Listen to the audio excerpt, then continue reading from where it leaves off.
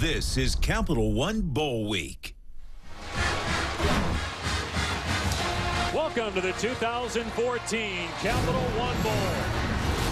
The Florida Citrus Bowl Stadium in Orlando, South Carolina and Wisconsin meeting for the first time on the gridiron. The Gamecocks seeking their third straight 11-win season. The Badgers going for win number 10 and a 3-0 record in the Capital One Bowl.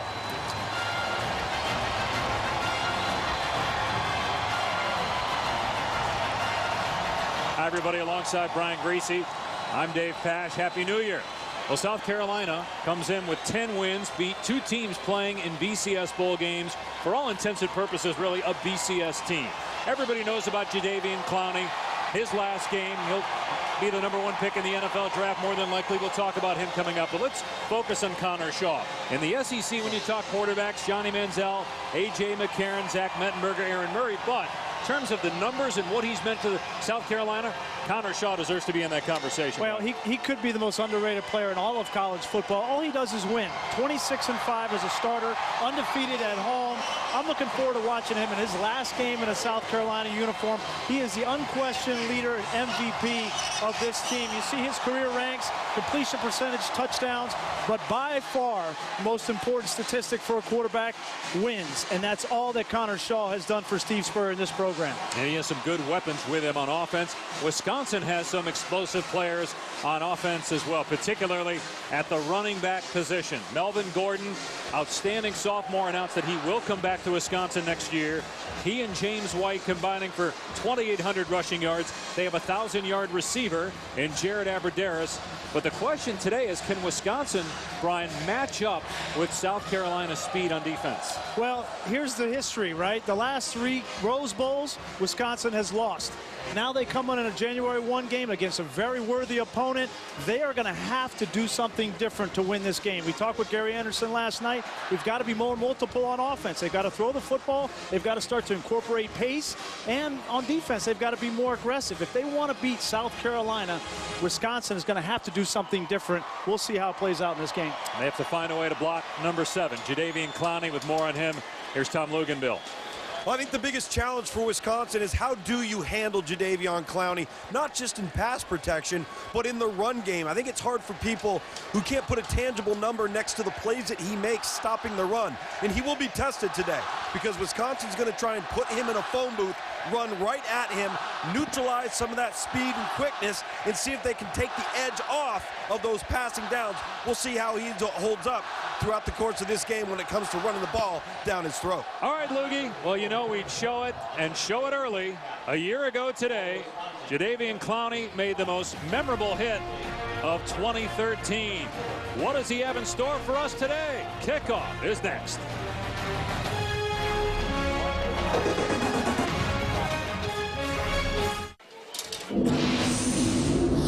Wisconsin, you're the visitors. You get to call the coin toss. 2 helmets are ahead. Capital One will be a tail. Kevin's going to toss the coin. We're going to let it hit the ground. What are you going to call, Wisconsin? Tails. Wisconsin calls tails. And it's ahead. South Carolina's one to toss. South Carolina will receive. Which way do you want to kick, Wisconsin? Kick that way. Turn with your backs to those goals, captains. South Carolina will receive. Captain, shake hands. Have a great game. Capital One's Kevin Borgman down at midfield for the pregame coin toss with Jay Strickers, the referee, retiring after 30 years. He worked the first BCS National Championship game. He works with the Pac-12, and when Wisconsin heard that Pac-12 officials were working this game, some red flags came up because of the Wisconsin-Arizona State game earlier in the season, but none of the Pac-12 officials that worked that game are working a bowl game. The Pac-12 worked very hard to put together the best crew for the Capital One Bowl today. 300th game as a college head coach for Steve Spurrier. His 9th year at South Carolina, a record of 32-6 over the last 3 seasons. First year for Gary Anderson after 4 years at Utah State. 11 wins last year, 9-3 this year. But the Badgers couldn't wait to get on the field. A long layoff since their loss November 30th at home to Penn State, which ended a 6-game win streak. It is warm but damp here in Orlando. As we start 2014, South Carolina will get the football to start.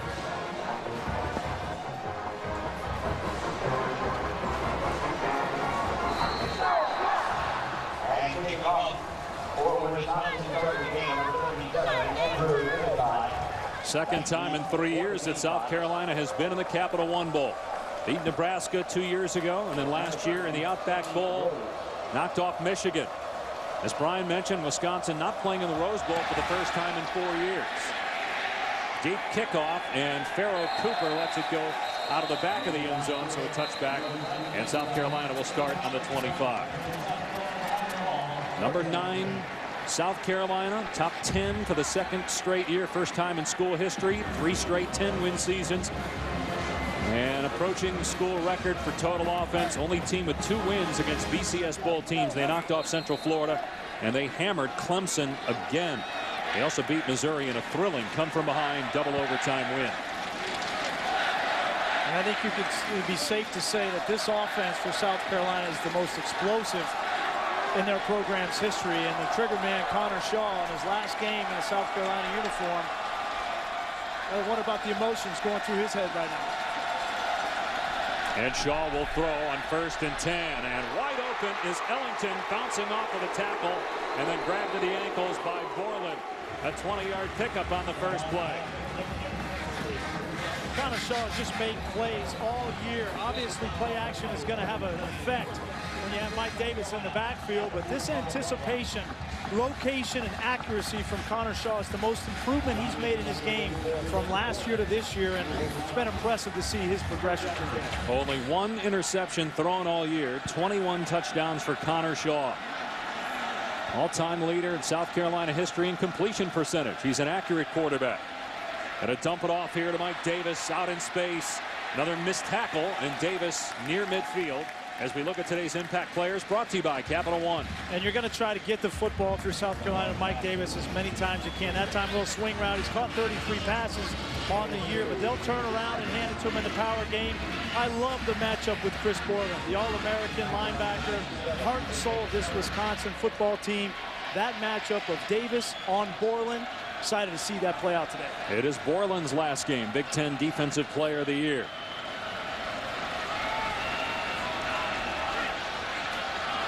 After a gain of 3 for Davis on the reception, Shaw to throw for the 3rd straight play.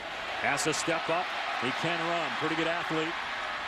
And knocked down at the 48-yard line after a gain of about 5. Desmond Southward, playing with a cast on his hand after surgery, made the tackle. Incredible numbers for Shaw. Well, and the word that comes to my mind immediately when I watch Connor Shaw is efficiency. You can see his completion percentage. He knows where to go with the football. He's avoiding mistakes. That last play is a great example. They release 5 guys out in the route. Nobody's open. Connor Shaw doesn't panic. He allows the rush lanes to develop, and then he uses his feet to convert and bring up a 3rd management situation. Wisconsin 5th in the country in 3rd down defense. South Carolina with a 3rd and 3. Shaw on the run, diving for the 1st down. Going to be close. Might be short based on the spot.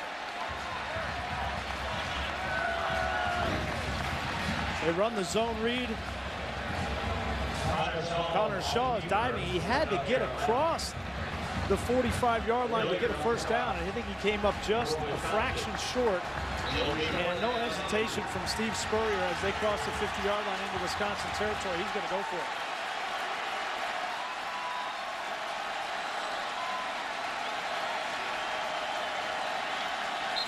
Now a timeout called. So South Carolina burning a timeout early to discuss whether to go for it here on 4th down.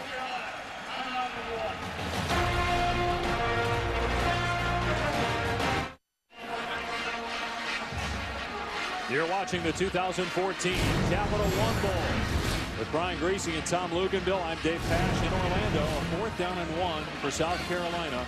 Wisconsin has a huge nose guard, Bo Allen, 6'3", 325. Keep an eye on him against South Carolina centers who struggled. Yeah, it's Cody Waltrip. And remember, against Clemson, South Carolina struggled to run the football inside the tackles. Mike Davis only had 25 yards on 15 carries.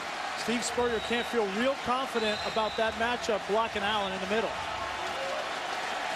Garrison Gist doesn't play a lot, is in the game at fullback, and Connor Shaw, the keeper, able to move the chains behind his center to get the first down. There was a natural gap on the inside of the defensive front. Bo Allen lined up almost on the guard. Maybe Connor Shaw recognized it. You see it right here. Here's Bo Allen way over here. And Connor Shaw checks and just says, I'm going to take it myself, and it's an easy conversion.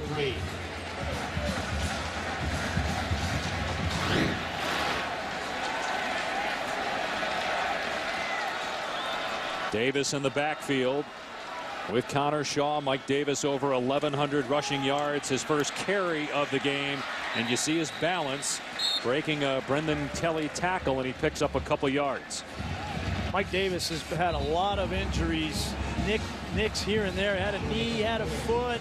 He wasn't healthy towards the end of the year. I think it was a big reason why he struggled in that Clemson game. But when he is healthy, we saw it at the beginning of the year. He was on a torrid pace. When he's healthy, there's no question he's one of the best backs in the SEC.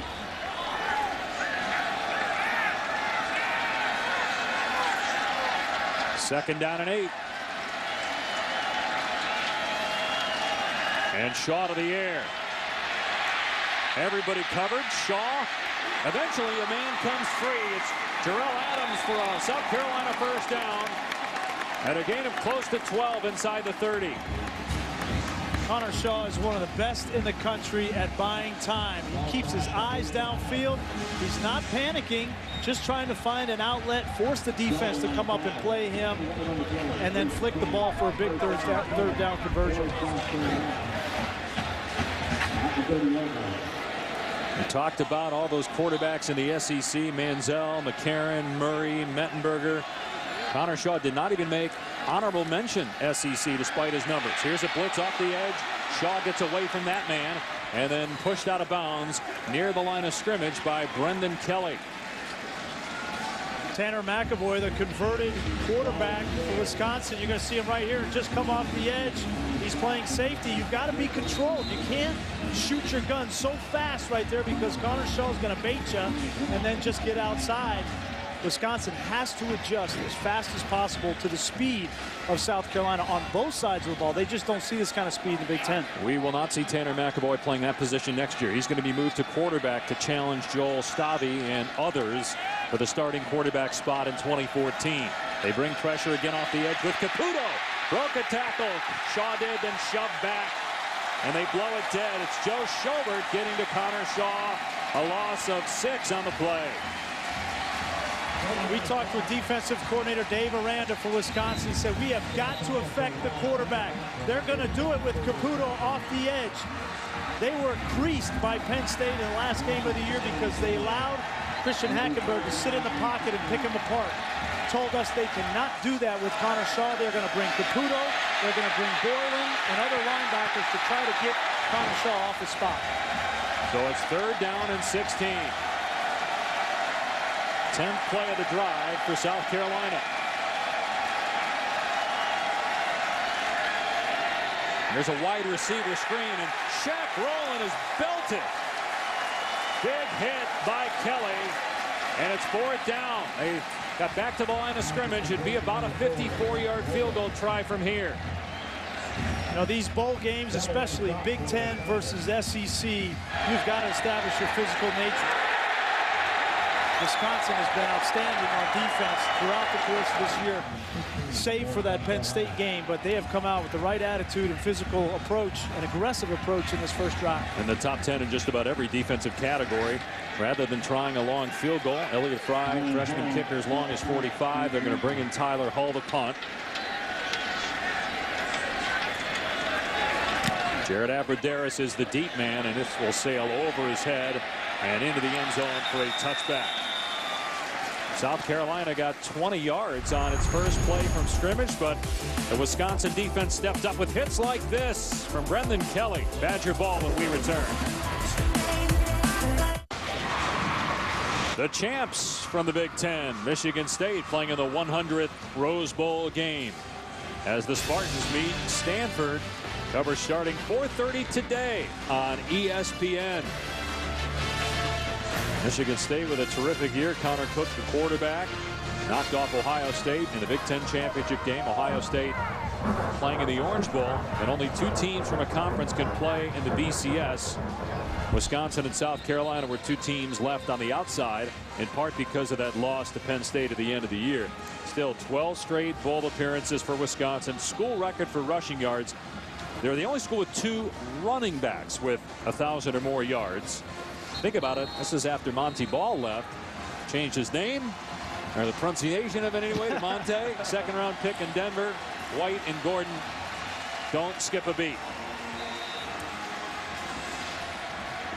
And Gary Anderson has done a terrific job in his first year. We might see some different wrinkles for the Badgers today on offense. They will run it here, try to pound.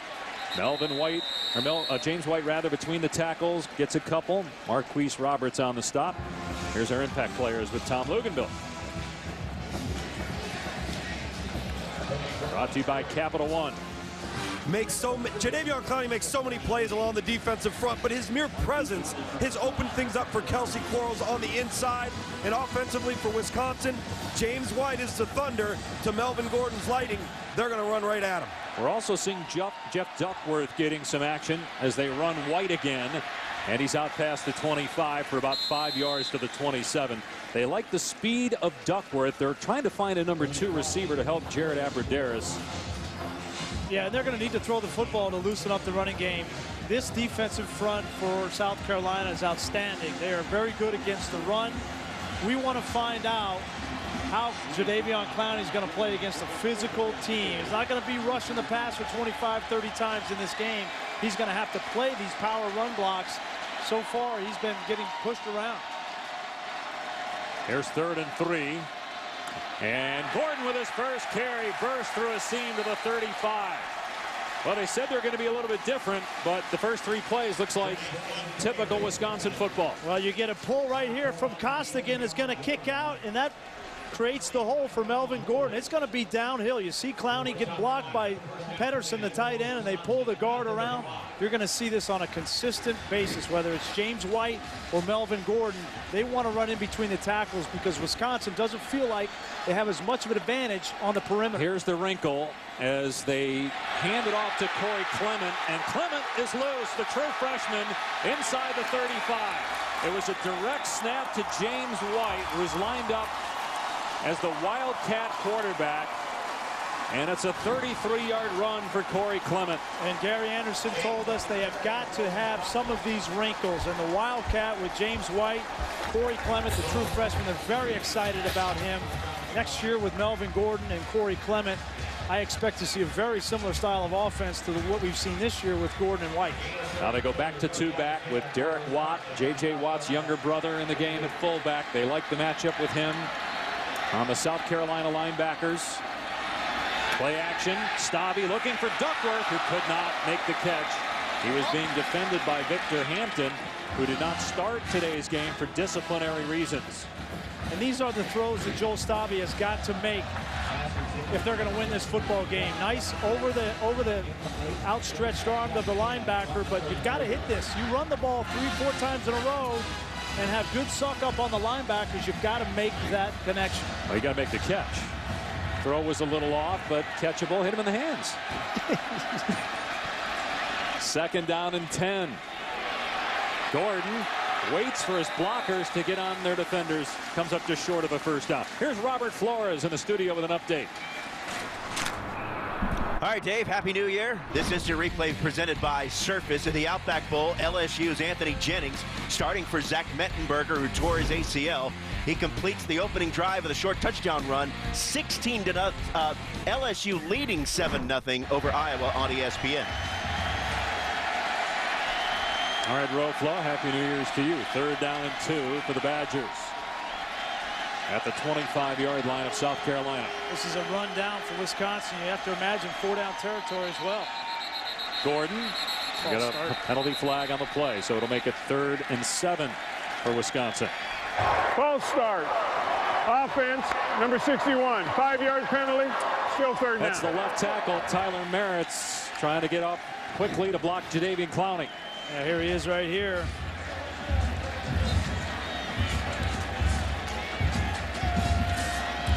Got a tough assignment. That'll make you nervous. That'll make you jump. Redshirt freshman Marits has played very well this season, but I don't anticipate they're going to leave him one-on-one in many situations with Jadeveon Clowney. How about Wisconsin's had 7 offensive linemen drafted the last 3 years, most of anybody in the country. Here's a middle screen. Pedersen tackled immediately on the catch by Kawan Lewis, so no gain on the play. It would be about a 47-yard field goal from here, and they're going to try it. Jack Russell's long this season is 48. That was a great play by Kawan Lewis. They had the center, Dan Volz, was releasing to block him on the screen, and if Volz would have gotten that block, there would have been a lot of running room. Looking to tie, and it's a fake. Drew Meyer on the fake, looking deep into traffic, incomplete. Trying to hit Brock DeSico. That's the second fake punt run by Wisconsin this year. And South Carolina will take over at its 35. Rory Anderson talked about doing something different, being aggressive to get up in this game. They try it. Very well defended by South Carolina on the back end.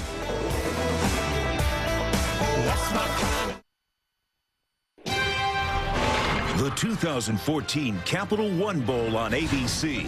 Brought to you by the Quicksilver Card from Capital One. Earn 1.5% cash back on every purchase.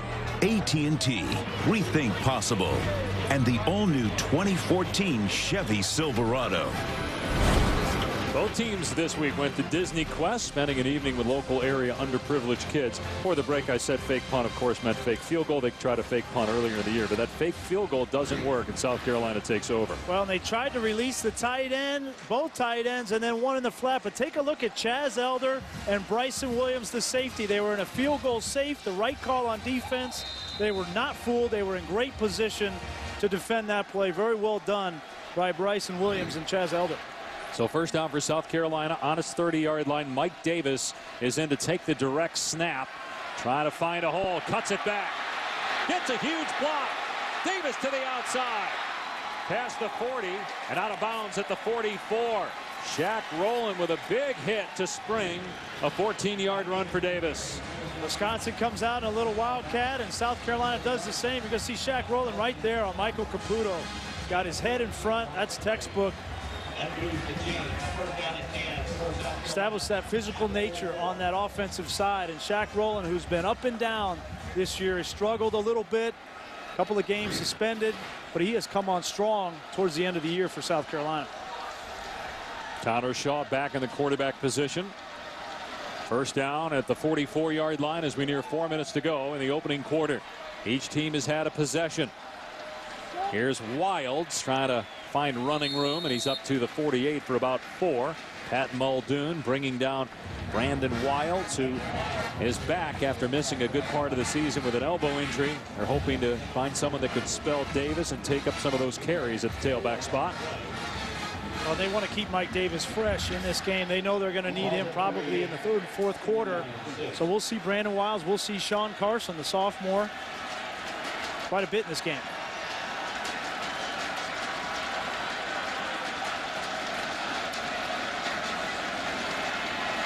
Here's second down and 6 for South Carolina. Badgers showing blitz. Wide receiver screen to Shaq Rowland. Great play by true freshman Sojourn Shelton after a 2-yard pickup. Shelton has really improved according to the coaches over the course of the year. And he's their best cover corner, but you see his physical nature and ability to get up and make a play. He just got a hand.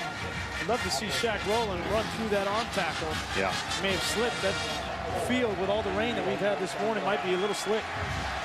And remember, South Carolina doesn't have Damiere Byrd, who hurt his knee in bowl practice and will undergo surgery, not available today. Shaw on the half roll, and the pass is dropped. Nick Jones could not hang on. Would have been short anyway. So it's fourth down. 4 to go to South Carolina. Go for it here with the ball at midfield, or will it punt? I think they're going to punt this football, and it's the right call. You don't see that very often from Connor Shaw.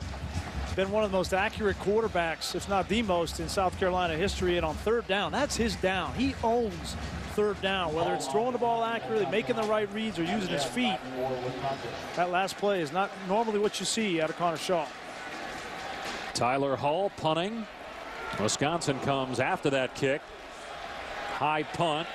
And the fair catch made near the 20-yard line by Jared Abradaris. Late first quarter, no score at the Capital One Bowl in Orlando.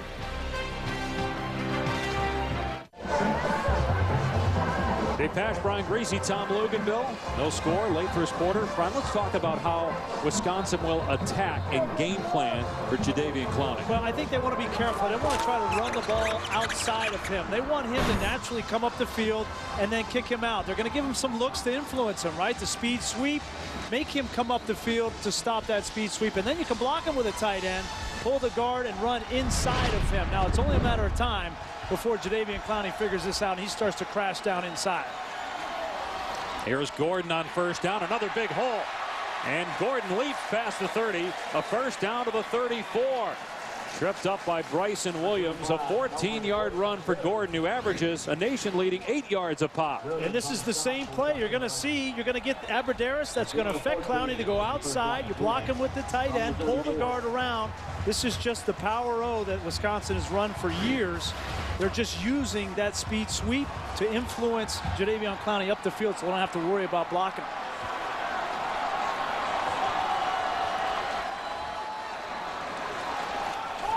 Run between the tackles again with Gordon. And Clowney trying to make the tackle, but Gordon takes him for a ride. A 9-yard gain to the 43. Well, they're going to run away from Jadeveon Clowney. Wisconsin knows that they've got to account for the backside pursuit. Did a suitable job there, but to play off of what Brian said, when you're running play side at Jadeveon Clowney, one of the things that you do is let him go where he wants to go. If he wants to run outside and rush outside, block him that way. If he wants to collapse down inside and allow the backs, Melvin Gordon and James White, to use their eyes to play off of where Clowney goes. Let him be what he wants to be. Here's 2nd and 1. They've run between the tackles 5 times for 38 yards, but Clowney this time is back there to throw. Gordon down for a loss. You just don't block him on the weak side. You have to block Jadeveon Clowney. He breaks the rules. Here he is right here. Nobody's going to block him on the weak side. You can do this with some defensive ends in the Big Ten that don't have the speed to run that down from the backside. You cannot do it with Jadeveon Clowney. Well, the Wisconsin coaches told us yesterday there's times where he's out of position. He still makes a play. That time, his great get-off found him in the backfield and a loss, forcing a throw here on 3rd and 2. Pressure, and that pass is intercepted. Intercepted at the 40-yard line by true freshman Sky Moore. Stabby was just trying to throw it away as he was facing pressure up the field from Kelsey Quarles, and he threw it right to Sky Moore. The beginning of games, especially bowl games, you got to be careful with the colossal mistake. Yeah, that hit the leg of a Wisconsin offensive lineman. It did not hit the ground, so it's a live ball. You got to throw the ball on the ground there. It's quarterbacking number 1. Let this roll, guys. You're going to see it's defensed. So just throw the ball in the ground. That's the role of the quarterback, is to protect the football. And Joel Stabby has had trouble with that. 12 interceptions on the year, and he puts his defense in a bind early. That a little bit unfortunate, hitting the leg of an offensive lineman. Shaw slips, now fires deep. Going for Ellington. Touchdown, South Carolina. Quick strike after the interception.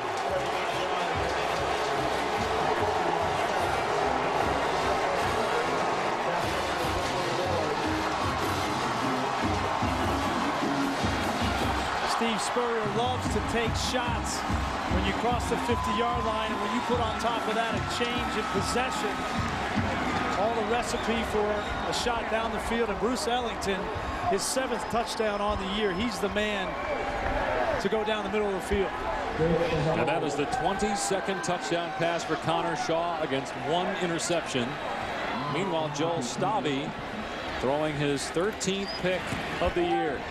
And the extra point makes it 7-0. South Carolina late in the first. Well, it's one-on-one coverage at the top of the screen. Sojourn Shelton on Ellington. You're going to see it's just a post route. Ellington has the speed to get beyond Shelton. There's no help from the safety. And that's an easy pitch and catch for Bruce Ellington. Wisconsin was carved up by Penn State. 4 touchdowns by Christian Hackenberg. And when you give Connor Shaw this kind of time, he's going to make those plays downfield. Well, the turnover was a killer. Trying to throw it in the dirt. Instead, it hits the foot of an offensive lineman and ricochets right to Sky Moore. The other thing in that Penn State game is Joe Stavi threw 3 interceptions. So when you do that and you give a short field to a team like South Carolina, it's a recipe for disaster. Well, that's one of the reasons why Tanner McAvoy, who was at South Carolina for a year, then transferred to a junior college, will play quarterback next year. They worked him at that position some early in bowl practices. They're going to move him back to quarterback. You have DJ Gillens, who's expected to enroll in January, that could challenge Stavi for that position. Well, Stavi's been excellent in the red zone. 15 touchdowns, no picks. But before they reach the red zone, he's had a really poor year. Short kickoff taken by Kenzel Doe. And Doe breaks a tackle. And now picked up and dropped at the 25-yard line. Or near the 30-yard line, I should say, by Kane Whitehurst. Well, if you're Wisconsin now on offense, especially Joe Stavi, you have to erase that last play. And you got to come back early in these games. You make a mistake, you're careless with the football, you got to forget about it. You've got 2 great backs, and you can't go into a shell on offense either. You have got to throw the football. Andy Ludwig, Gary Anderson have to trust Joe Stavi to get back in this game. And that right there could be important. An injury to Vince Beagle on special teams. They were hoping to use him more today as a pass rusher on defense. He's shaken up on that last return. Here's White on first down. Spins out of the tackle. Up to the 34. Gain of about 5 on the play.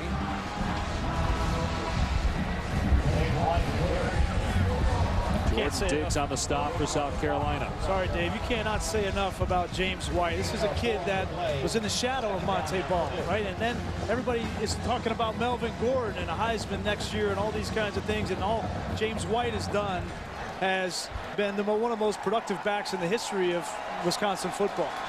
7-0 South Carolina after 1. The Capital One Bowl will continue after these messages and a word from our ABC station.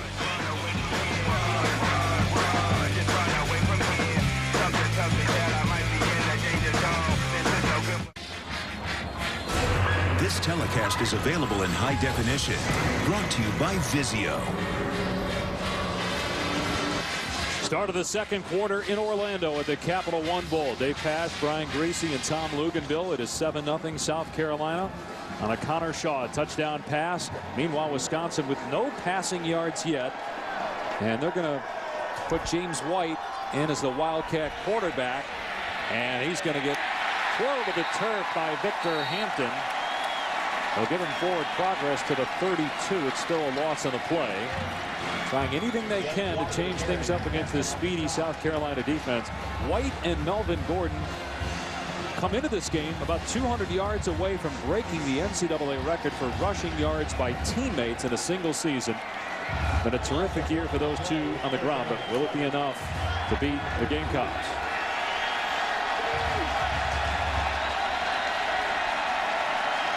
So 3rd and 7 now. Stavi with time, and it's pulled in for a first down by Abradaris to the 43-yard line. Sharrod Abradaris came into this game with 73 catches on the year. This 3rd down, they're just going to play zone. South Carolina is, and Abradaris, one of the smartest players in college football. He will beat you in man-to-man coverage, and he has the discipline to know how to get open against zone coverages. Problem is for Wisconsin, outside of Abradaris, their second leading receiver is the halfback, James White. They don't have a complement. They go back to the ground, and a big hole for Gordon.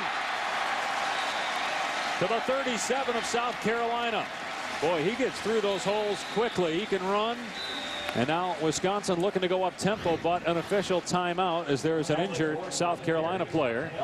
Take a look at Derek Watt, the fullback, with a kick-out block on Marquise Roberts. You're going to see if Derek Watt can get to the second level on some of these linebackers, he has the size advantage over the linebackers for South Carolina, and Wisconsin feels very good about that matchup. Chaz Elder was the one who made the tackle, and you could see him make it with his upper body and his head, and Elder missed some time earlier in the year with a concussion.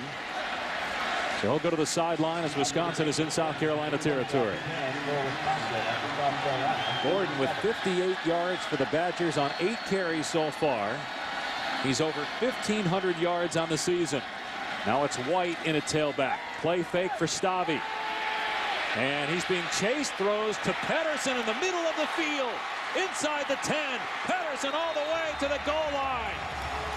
He'll come up just short, but it's first and goal, Wisconsin. The Achilles heel for South Carolina has been their coverage from a linebacker position. Take a look at Marquise Roberts. He's got him in man-to-man coverage. He decides, he gets hit by the official, and he decides he's going to run, and he loses Pedersen. Give credit to Andy Ludwig, offensive coordinator for Wisconsin, for drawing up that play during the break to take advantage of a youth at linebacker for South Carolina. First and goal. White, the tailback. It'll be a pass. Flag down. Stavy throws. Touchdown! Another penalty flag comes in. Sam Arneson with a touchdown catch. And again, there are 2 markers on the play. Well, Jadeveon Clowney was trying to cover Sam Arneson. It looked like they got tangled up. See what this call is. Wisconsin players seem to think it's on South Carolina.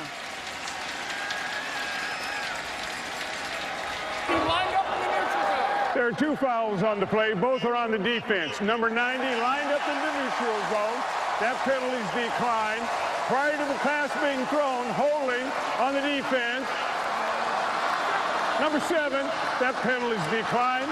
Touchdown's good. So that has to boost the confidence of Joel Stavy after the interception. The pass downfield to Pedersen and the touchdown here to Arneson. You can see the hold by Clowney coming off the line of scrimmage. Not much, but there was offside anyway on South Carolina.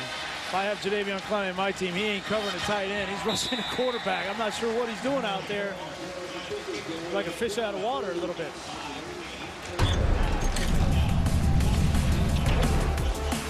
Great drive for Wisconsin to answer the drive for South Carolina and get Joel Stavy's confidence back in this game. So is that the South Carolina?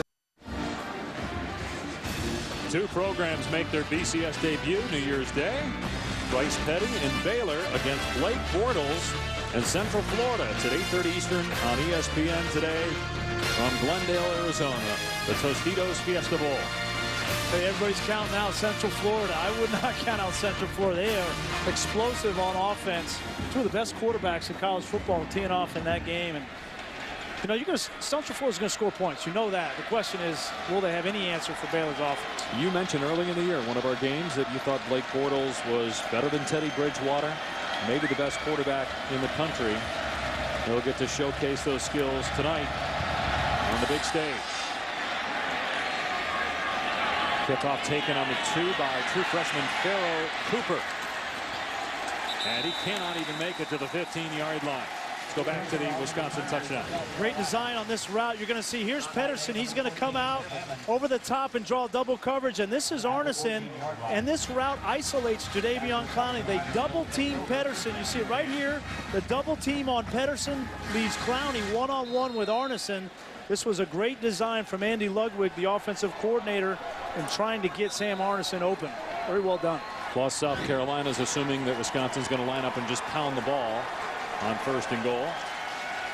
Well, in the play before that, throwing the ball to the tight end, and this has to be a big part of the game for Wisconsin because the matchup on these young linebackers for South Carolina is in their favor. From the 14-yard line, Wisconsin brings pressure. A throw out on the flat to Jones, and Chris Borland slams him down about a yard shy of the first down. Borland over 100 tackles, first team All-American. Big Ten Defensive Player of the Year, and really been a fun guy to watch over the last 4 years. I remember sitting in Brett Bielema's office when he was a freshman, and he said, our crew was in there, he goes, hey, I want you to see this kid, Chris Borland. He played video of him jumping over the shield to block a punt at 5'11". He's an incredible athlete, and he's become a great linebacker. And he's going to play on Sunday. There is no question about it. Pressure off the edge. It's picked up. Shaw steps up and gets the first down. And then Shaw makes it to the 30-yard line. Big question coming into this game was, how is Wisconsin going to account for the mobility in the feet of Connor Shaw? We've seen it 3 or 4 times already in this game. He hasn't broken out for that long run, but he will break you down. Against Clemson, 7 times he ran on 3rd down for first downs. That is so demoralizing to a defense, and a big part of why Connor Shaw has been so good. Design quarterback run. Borland can't make the play on Shaw. Gets 5 yards to the 34. And Brian, to play off of how they're deciding to defend South Carolina, and you mentioned those big runs haven't been given up yet. Defensively, if you watch Wisconsin to the open side, the field side, you're going to see them walk a defender down late off the edge and bring him, which is going to create those one-on-one situations. It's why Steve Spurrier keeps trying to throw that quick screen out there, because they know they've got a man advantage once they bring pressure off the edge defensively. Now Borland coming here. And he's chasing Connor Shaw, has to get rid of the pass. And coming back to the ball was Shamir Jeffrey, could not make the grab, so it is incomplete. But it was Borland in the backfield, along with Conrad Zagzebski. Yeah, they want to get Borland matched up on the center. This is the matchup they like. Cody Waldrop has struggled in pass protection. You see the athletic ability of Chris Borland, and when you try to cut him, he is not going to stay down long. He's like the Energizer Bunny, a Tasmanian devil coming after you. 3rd down and 5. Wisconsin number 5 in the country in 3rd down defense.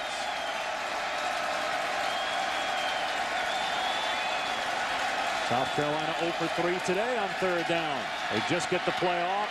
Shaw rolling out. Muldoon chasing. Shaw beautifully dumps it off to Davis for the first down.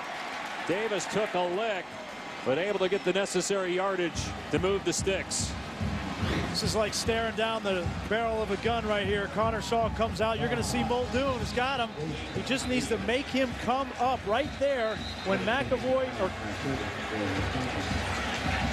well, it's McAvoy that came up to force that throw, but for Connor Shaw, it's having that gunslinger mentality of, you're going to come up and I'm just going to dump it over the top of it. So 1st down for South Carolina on its 41. And here comes Caputo, and they throw that wide receiver screen out on the flat. That quick toss to Nick Jones. Helmet comes off of Sojourn Shelton, their best corner. He's going to have to come out for a play. A good pickup there on 1st down. We haven't talked a whole lot about Damiere Byrd not being in this game. He was hurt in bowl practice, and so Nick Jones has got to become a bigger part of this offense catching the football, and especially on those bubble screens on the outside. So Peniel Jean will replace Shelton for this play. Must sit after losing your helmet 1 play. Gain of 7 on 1st down. Inside 10 minutes to go, 2nd quarter. Tied at 7. A touchdown pass for each quarterback so far.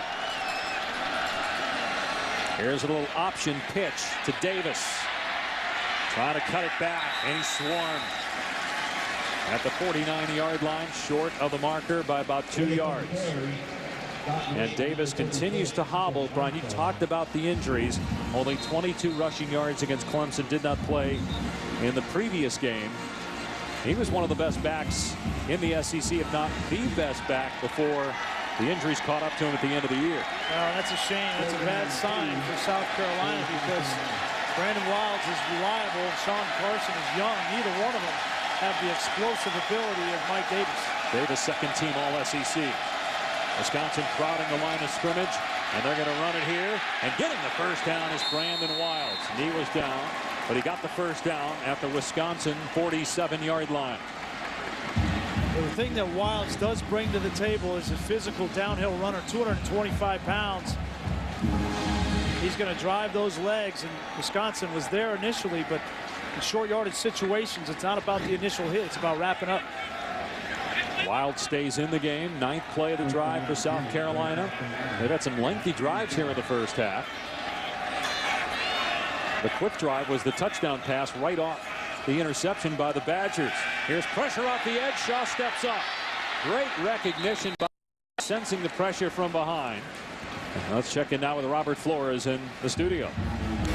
All right, Dave, here's what's happening on SportsCenter right now. Louisville quarterback Teddy Bridgewater foregoing his final season and will enter the NFL draft. That, according to College Football Insider on ESPN, Brett McMurphy. Bridgewater could be in the conversation for the #1 overall pick held by the Texans. You buy that, Brian? #1 pick, Teddy Bridgewater? Yeah, if I were Rick Smith, GM of Houston, he would not be my selection, but he's an outstanding football player. There's no question about it. Bill O'Brien, the new head coach there. 2nd down and 7. Shaw. And finds his tight end, Terrell Adams. Great open field stop by the 175-pound corner, Sojourn Shelton, who's back on the field after having to sit for 1 play after losing his helmet. Well, Sojourn Shelton is the kind of player that you can begin to build the defense for the future around. 6 out of 7 seniors up front for Wisconsin, but they're going to have players like Sojourn Shelton in the secondary. Peniel Jean going to be back. Caputo's just a sophomore.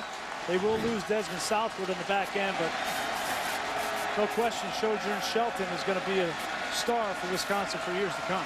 South Carolina has converted on 3rd down twice on this drive. 3rd and 4. Shaw hit as he throws it deep for Ellington. Ellington with an incredible grab. What a catch inside the 10 by Bruce Ellington. 1st and goal, Gamecocks. You watch Bruce Ellington in pregame warm-ups, and he practices these catches all the time. Waits till the last minute so Desmond Southwood doesn't turn his head around. And that's just an innate sense. There's some receivers in college football that could, not many.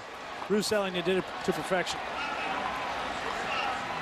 Wisconsin calling a timeout. 32-yard pass play.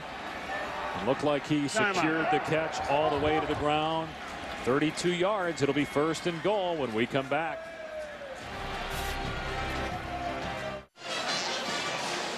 Bruce Ellington, 3 catches for 91 yards.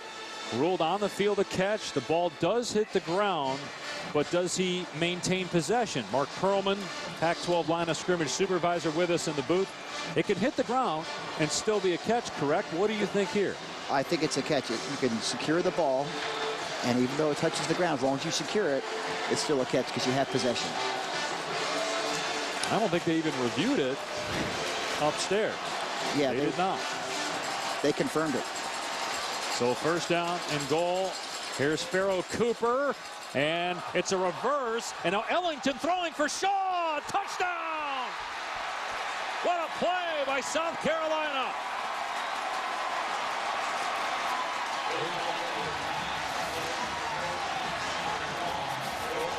The head ball coach with a great design.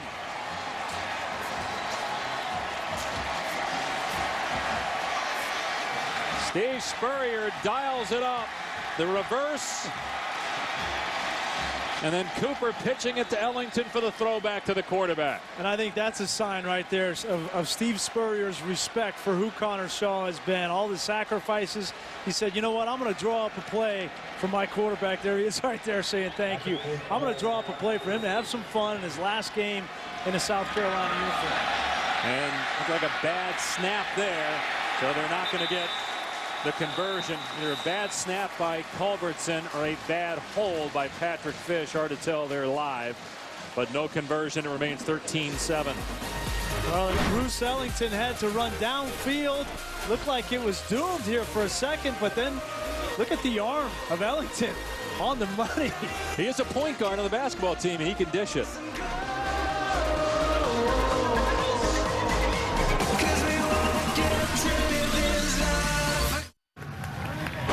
The 2014 Capital One Bowl on ABC.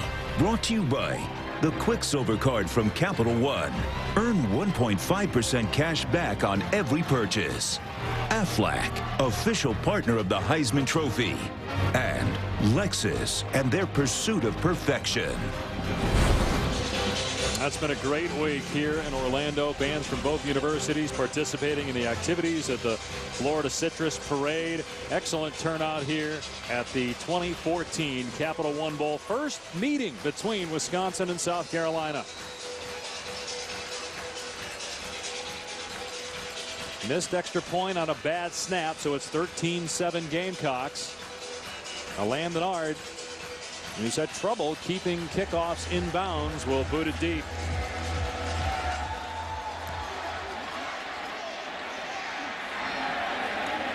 This will be a touchback. It'll come out to the 25-yard line. Well, we know the old ball coach likes to have fun in the break. Let's take a look. He was teaching acting school. You're going to see right here Bruce Ellington come downfield to sell this. Look at the patience of Ellington to sell that and then come back, and then look at the acting job by the quarterback. Right here's Brendan Kelly. As soon as he sees Kelly with his head to the other side of the field, he knows that he's got him beat. Great execution there. Maybe he was a little upset with Gary Anderson for making the joke at the luncheon yesterday about Clowney being faster than all the police escorts in town. Clowney getting 2 speeding tickets in the offseason. Actually, Spurrier, Clowney, and everybody else in the room laughed when Anderson said it. As Clowney is there, or excuse me, Holloman rather, to take down Gordon for a loss back at the 23. You don't see a lot of negative runs by Melvin Gordon at 210 pounds, but and now Kyle Costigan, the right guard, losing his helmet, so he has to come out for a play. So Zach Matthias replaces him for 2nd down and 12. Clowney shaking up. Yeah, coming out of the game, looked like he's holding that right arm or shoulder. It's his last game. Going to go to the NFL. Here's White. Great stutter step at the line of scrimmage by White. Got the first down of the 35. And with Clowney out, they go right to his side. Let's take a look at the last play and see what happened. Oh, he came down, and he's the one that caused the helmet to come off of Costigan. But that was a violent collision. May have got a stinger on that shoulder. This is the last hurdle, right? He's been through the entire season. He's had a few nicks here, the rib, which was much publicized. This is his last hurdle. You want to see him get through this game healthy. And Gordon able to push the pile for a few yards. It all started 365 days ago. Outback Bowl, the big hit. And people started talking as Wisconsin goes up tempo. Should Clowney even play this year? He wasn't eligible for the draft. No gain there. Holloman with a stick on Gordon as Clowney returns. And there were some people that questioned Clowney this year. Question his toughness, question his work ethic. Some in the NFL are wondering why aren't the numbers there. Steve Spurrier says, look, he was double teamed just about every play. That opened things up for Kelsey Quarles, who had an incredible year. And you think Clowney still is the best? I don't have any question about Jadeveon Clowney, about his toughness, what he's shown to me this year. The people at the next level that are questioning the numbers, I don't buy that. Everybody that knows football knows what's been done to Jadeveon Clowney from a double and triple team standpoint this year. He's the best player in college football, hands down. He's getting quadruple team there as the pass on 3rd and 6 is caught by Brian Wozniak, and he appears to have another Badger first down. Great job in protection here. Take a look at how Merritt gets help from the tight end. Great design for Wozniak to get a chip on Clowney, then release into the flat. An accurate throw from Stavi allows him to get his shoulder pads upfield and get a big 3rd down conversion. Well, he's been battling bone spurs in his right foot for a long time now. Had that strained rib muscle where he didn't play against Kentucky. That irked Steve Spurrier because of the timing and also because Connor Shaw played in that game 1 week after injuring his shoulder. It was a serious injury. It looked like it might be long term, but Shaw was back out there. Back to the ground game, and a beautiful move to the outside. White inside the 35. He stepped out actually back at the 41. Stepped out of bounds at the 41, but it's still a Wisconsin first down in South Carolina territory. A 14-yard scamper by James White. Well, the question coming into this game was, could Wisconsin continue to run the football against a physical front for South Carolina. This SEC defensive line with Quarles and Clowney, so far they have been up to the task. 127 yards in this first half. It's been Clement, it's been White and Gordon between the tackles. I think you're going to see more of that the rest of this game. 127 rushing yards for Wisconsin so far. They average 283 a game. Here's Gordon with a hole inside the 30, and then Gordon slipped as he tried to take on Victor Hampton. Ryan Groy, their best offensive lineman, first team all Big Ten left guard with the big block. Well, Lorenzo Ward, defensive coordinator, deciding to bring some pressure to try to stop this running game. But Wisconsin has the perfect run call away. They don't even have to block 3 defenders on the weak side. And it's 12 yards before Gordon's even touched. Great adjustment for Wisconsin to that blitz from South Carolina. We saw Victor Hampton talking some trash afterwards. Second team all SEC corner. Junior, but likely playing his last game. Going to the NFL. First down inside the 30. Keep it on the ground with White, and Clowney gets him from behind, but it's after a gain of about 6 yards. Are you surprised Wisconsin's been able to run this easily? Well, the biggest surprise to me so far is where's Kelsey Quarles? He's the guy in the middle that has been the run stopper, has been the most valuable. He's not even in the game right now. He's on the sideline with his helmet off, and so Wisconsin's taking advantage, going some up-tempo here, keeping Quarles on the sideline and just gashing him in between the tackles. Here's second down and 4. And they hand it to Watt, the fullback. South Carolina not expecting that. And he gets the first down to the 15. Gain of 7 for Derek Watt. And South Carolina's on their heels right now. You're going to see 3 guys on the outside for the speed sweep. And a nice changeup. Watt doesn't normally get carries on the inside. That could have been a touchdown if Marquise Roberts didn't save that tackle. But Wisconsin right now does not have an answer. They're going outside. Wisconsin's going inside. They're out of sorts. Well, South Carolina doesn't have the answer. Offset eye backfield. Just inside the 15-yard line. Play fake. Stabby going for Abradaris. Throw off target. Hampton in coverage. Right now, South Carolina is tired. Look at the hands on the hips. They're having their will imposed right now by Wisconsin. And if you're Andy Ludwig, don't take your foot off the pedal. Keep running at the point of attack. Challenge their will. They're not used to seeing this type of offensive scheme in the SEC. They're tired, and it's neutralizing pass rush when that play-action pass comes around. Run-pass ratio 2-1. 19 rushes, 9 passes so far. Gordon with 10 carries, 73 yards. Here he is again off right tackle, upended at the 11-yard line, so about 3 there. Jimmy Legree. These corners come up and aren't afraid of contact, and Legree made the hit there. Well, Andy Ludwig decided to take a shot on first down to Abradaris off play action, but he did that thinking that he could run the football 2 subsequent downs and get a first down. But this brings up 3rd and 6 situation. They've got to throw the ball to convert. The guy they love to get the football to is Pedersen, the tight end.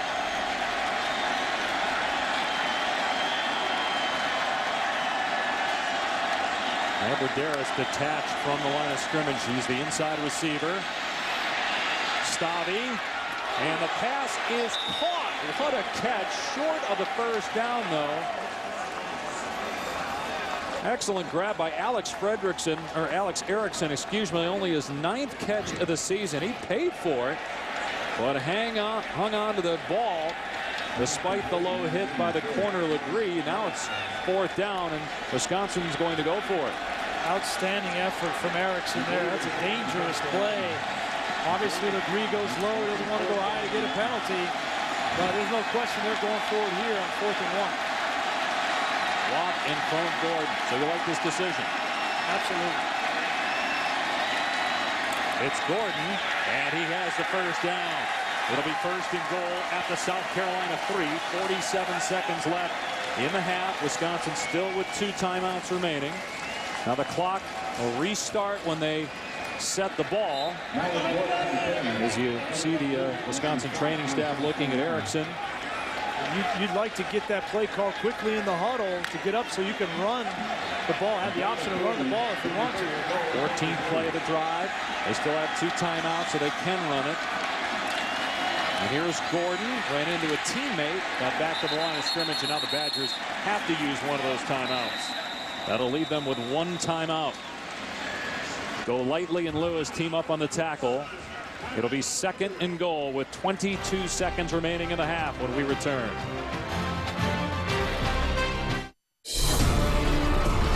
Capital One presents Capital One Bowl Impact Performances. January 2nd, 2006, Wisconsin's Brian Calhoun is a one-man wrecking crew on the ground, scorching the Tiger defense for 213 yards, including a 60-yarder, 27-yarder, and a 17-yarder to help set up the Badgers' first 3 scores. Calhoun caps off his big day with a 33-yard TD to seal Wisconsin's stunning victory over Auburn. For more great Capital One Impact performances, tune into the Capital One Bowl, January 1st on ABC.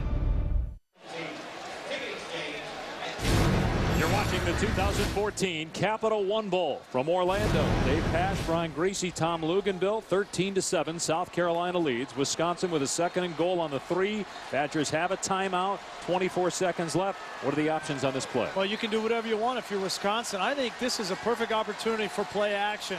You know, we saw the touchdown to Arneson off of play action, but maybe you get the fullback in the flat, Watt or James White in the flat.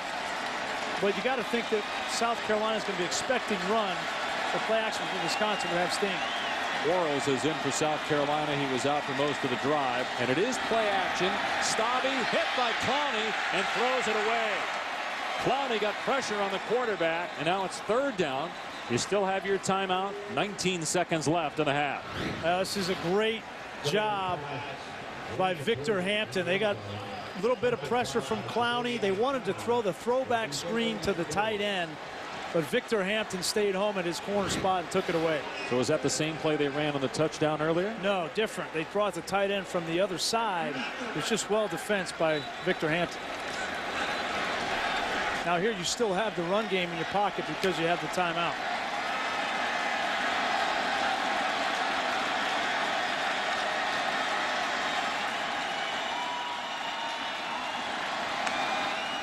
Stabby to throw. They double team Clowney, and Stabby throws end zone. Touchdown! Jeff Duckworth.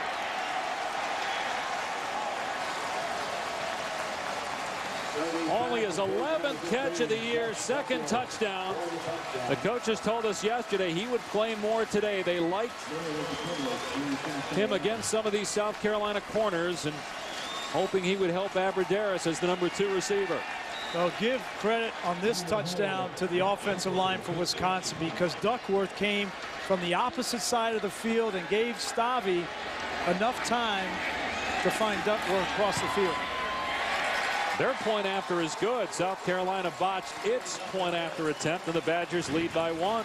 If you're going to throw the ball, here's Duckworth. If you're going to throw the ball all the way across, you've got to have time up front. Take a look at the protection for Stabby. He doesn't panic. They get a chip on Clowney. You step up, and then he crosses the field. A great job of Stabby finding him in the front of the end zone. Yeah, because Clowney still impacted that play. Stabby had to move to his right and found the open man. So after the interception, Joel Stabby has looked really good for the Badgers. And the interception again was off a deflection on an offensive lineman's leg when he was trying to ground the ball. 16 plays there, 75 yards, and you've kind of got the sense that South Carolina, at least on the offensive side, was going to start to get this thing rolling. And the last thing Wisconsin wanted to do was give them another shot before halftime. But for them to go down and answer and take the lead into halftime was huge.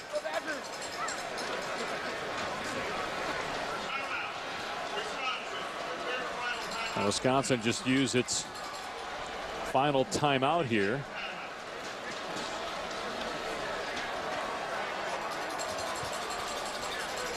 Well, we thought coming into this game it's going to be all the ground and pound for Wisconsin. But you know, when you come in to play an SEC style defense, you're going to have to make plays in the passing game. And Joel Stabby has missed some, but he's hit some as well. And the 2 touchdown passes inside the 5-yard line is the difference in the game. So what's the adjustment for South Carolina? They're light at the linebacker position, and we've seen Badger running backs get to the 2nd level and offensive linemen get to the 2nd level as well. I think Lorenzo Ward needs to settle his defense down at halftime. They've been trying different things to stop the running game. I think they just need to play solid defense, not try to bring pressure, bring blitzes. They just need to play strong up front, and they've got to get Kelsey Quarles into this game. He's got to get to the quarterback, it can't be all Jadeveon Clowney. Quarles has got to affect the quarterback.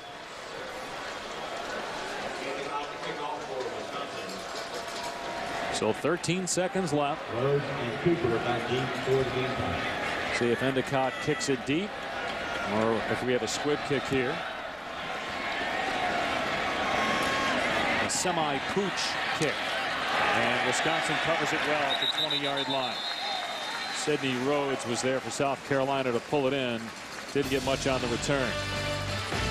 Florida State Seminoles, led by Heisman winner Jameis Winston, look to complete their undefeated season in style and claim their first title since 1999. Facing Auburn in the Vizio BCS National Championship. Coverage begins January 6th, 8 Eastern on ESPN. You'll head out there to be part of our studio coverage on ESPN leading up to the BCS National Championship game, the final BCS Championship game. They've got Dylan Thompson in at quarterback just to take a knee here. And that ends the first half with Wisconsin on top by 1 because of the missed extra point by South Carolina. And the Badgers will get the ball to start the second half. Here's Loogie with Coach Spurrier. Well, Coach, what's creating problems for you defensively start from the run? Well, they've gashed us a few times, but you know they've made some crucial third downs, 3rd and 6, 3rd and 7s, or else our defense playing pretty well. But it's a fast game, 4 possessions, both teams. I don't know what'll happen second half, but, you know, anybody can win it. How pleased are you with the production of your balance offensively in the first half? Well, we hadn't run particularly well, but we hit a few passes here. Connor Shaw was having a heck of a game, and Bruce Ellington, he just makes big play after big play. But, yeah, we got to stay out there offensively and defense, get better on some third downs. All right, Coach, thanks. All right. Connor Shaw, 11 of 13, 133 yards and a touchdown. But South Carolina down a point. When we come back, we'll join Chris Fowler in Pasadena. You're watching ESPN College Football on ABC. This is Capital One Bowl Week.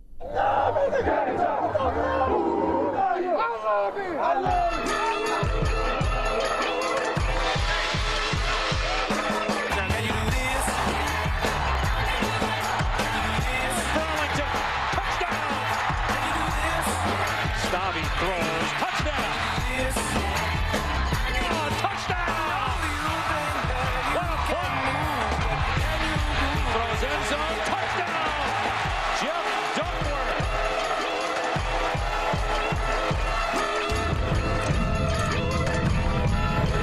You're watching the 2014 Capital One Bowl. From Orlando, Dave Pasch, Brian Gracie, Tom Luganbill at halftime. Wisconsin on top by 1 thanks to a botched extra point by South Carolina. Wisconsin terrific offensively after the interception by Joel Stavy. For the entire half, the run game worked. The Badgers averaged about 7 yards per carry against South Carolina's good defense. Yeah, ended up with 160 yards in the first half. And I think the biggest key for Wisconsin run the football has been getting to the second level. Those linebackers, a lot of young linebackers for South Carolina. And when you get the fullback and guards up to that second level, take a look at this is Jacob Pedersen on the second level getting a great block, which frees Melvin Gordon. And then they've had to neutralize Jadeveon Clowney. Here you see Clowney come down, and they get the pinch block there by the tight end, and then another second-level block guard on the second-level linebacker, and allows James White to make a move on the second level. But South Carolina's got to find a way to neutralize that front if they're going to have success in the second half. Now what about South Carolina on offense with Mike Davis banged up? We'll see if he plays. He did not return after leaving midway through the second quarter. Yeah, I think it's got to be the Connor Shaw show in the second half, much like the game they played against Clemson, where Mike Davis only had 25 yards on 15 carries. It became Connor Shaw's game to win in the second half. And I think as a senior, with everything that Connor Shaw has done in his career in South Carolina, there is no other way he wants to have this game on his shoulders to go out a winner in his last game. Last game for him, last game for Jadeveon Clowney, last game for Chris Borland, some of the best players in college football. James White as well, his last contest as a Badger. Kenzel Doe, Kyle Zuliger are deep. Wisconsin will start an offense here in the third quarter. And it's taken by one of the up men at the 20-yard line on the poor kickoff. There's Brian Wozniak. He takes it out to the 35 for the Badgers. Our first half stats, we talked about the run game working for Wisconsin. Steve Spurrier upset with the lack of run game by his team. Pretty even time of possession. And the one turnover, the interception by Stabby, where in fact he was just trying to ground the ball to hit the leg of an offensive lineman and ricocheted forward to Sky Moore, who intercepted it. Melvin Gordon will start the second half in the backfield with a tight end blocking for him. And Gordon again, great burst through the hole, grabbed by Lewis at the 41, but it's a 5-yard gain for Gordon. Well, in South Carolina defensively, where's Kelsey Quarles? They have got to get more production from Quarles. He came into the game leading the SEC with 9.5 sacks, 13.5 tackles for loss, and he's been absent so far. I expect him to pick up his game in the second half. He's going against a pretty good guy too. Ryan Groy, left guard.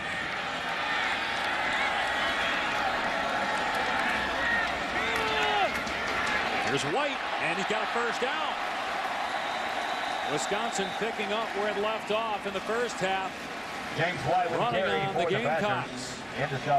Two of the best defensive linemen in the SEC, Quarles and Clowney. Watch them get down blocked.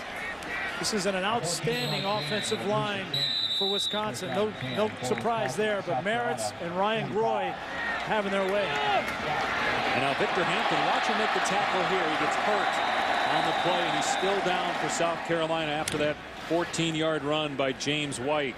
So as they look at Hampton, we'll step aside.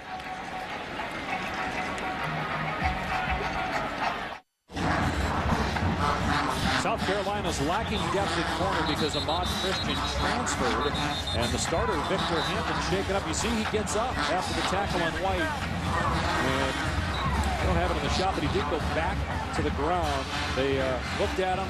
He was helped off the field. We'll see if he returns. And so Rico McWilliams, a redshirt freshman, is in replacing him. Jadeveon Clowney had a stinger suffered in the first half, according to our own Tom Luganbill, but he's back out there.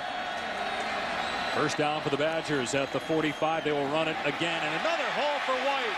Looking to make moves inside the 25. Finally run out of play inside the 15.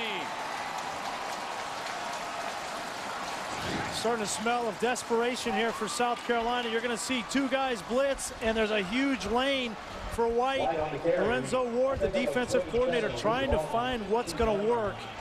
So far, he hasn't had any answers, and Wisconsin's just sitting back, doing what they do best, and allowing the defense to come to them and making the proper adjustments and calls on each run. You saw Costa again, the right guard out there on Marquise Roberts, the linebacker. That's about a 90-pound advantage for the guard.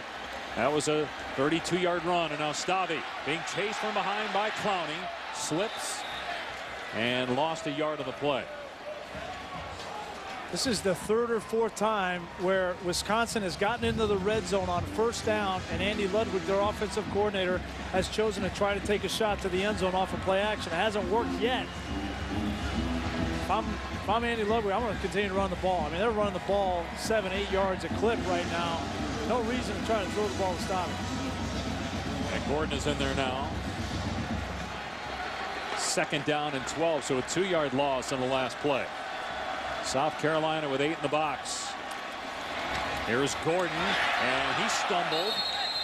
Dives to about the 11-yard line, close to the 10. So third down and long coming up for Wisconsin. Hampton back on the field for South Carolina. Badgers have been pretty good on third down today. 4 out of 7. Yeah, you heard Steve Spurrier right before the half saying that's the thing that's hurt us the most, is not getting off the field defensively on third down. They have got to get some pressure on Joel Stabby. You can't rely on Clowney because he's going to be double teamed. You got to get Quarles up the middle. Got Abradaris on LeCree at the top of your screen. Stabby to throw, steps up, hit, sack. Chaz Sutton gets to the quarterback and takes him down back near the 17-yard line. Fourth down. Chaz Sutton just ran over Rob Havenstein, the right tackle. You're going to get one-on-one every single third down. If you're Chaz Sutton, you got to take advantage. That time he used the speed to bull move and got Havenstein off guard. Good play. got that hand up around the face mask. He was lucky that wasn't a penalty. Jack Russell on for a 35-yard field goal attempt. They faked a field goal in the first half of a 48-yard try. They kick it here, and Russell puts it through. He's 9 of 12 on the year, and the Badgers extend their lead to 4.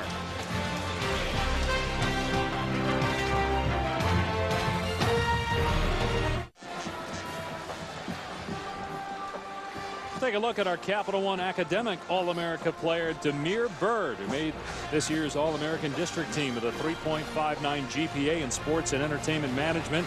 Unfortunately for Damiere, he was hurt in bowl practice, knee surgery, and he's one of their key players. 33 catches, 4 touchdowns, a speed guy. Ellington has stepped up, almost 100 yards receiving for Ellington in the first half, but Mike Davis a little banged up. South Carolina needs all of its weapons in the second half. Yeah, and it's going to be a passing game for South Carolina by all intents in the second half. We're going to need Shaq Rowland to step up as well. Short kickoff from Endicott. Here's Pharaoh Cooper on the 5-yard line. Cooper past the 20 and ripped to the ground at the 25. We talked about the injury to Mike Davis. Here's Tom Luganville. Yeah, Mike Davis got stepped on, kind of tweaked his foot just a little bit there in the first half. He's been told he's been 100% good to go. We should see him here on this series. Now, he's not good to go.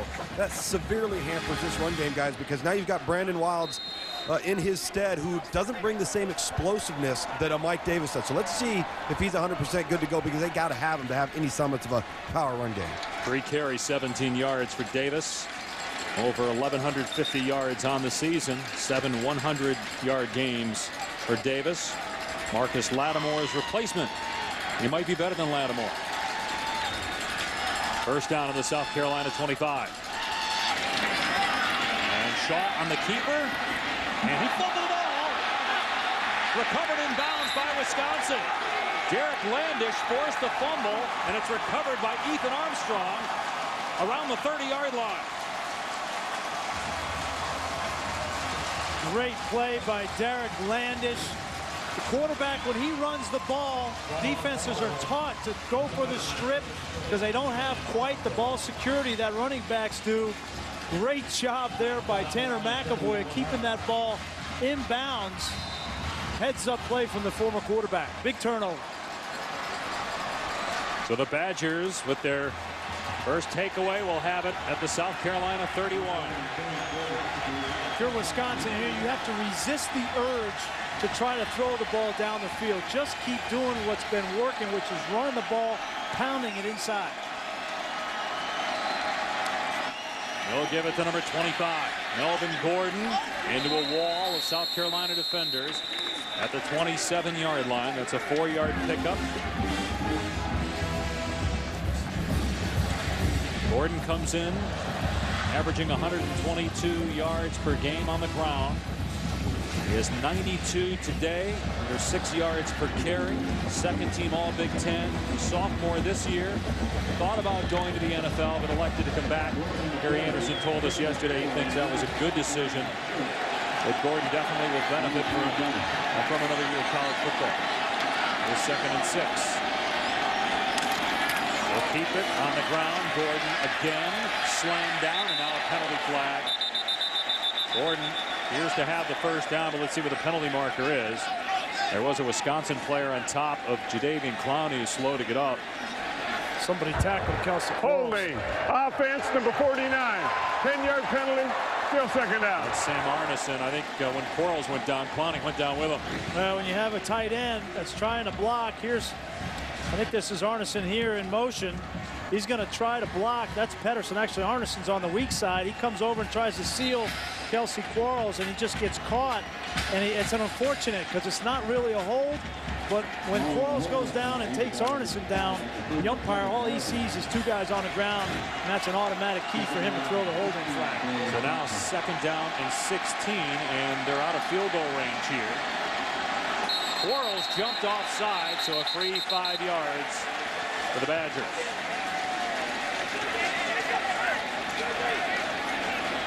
Has not played well today after 2.5 sacks. Offside. Defense number 99 enters the neutral zone, causing the offense to react.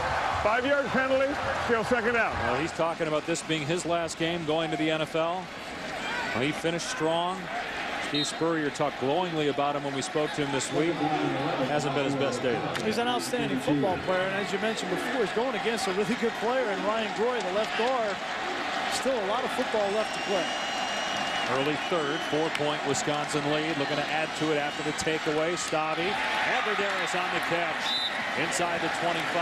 What a career for Aberderis, a former walk-on quarterback. First team All-Big Ten 2 straight years. Among the school leaders in all-time receiving yards. Going to the Senior Bowl.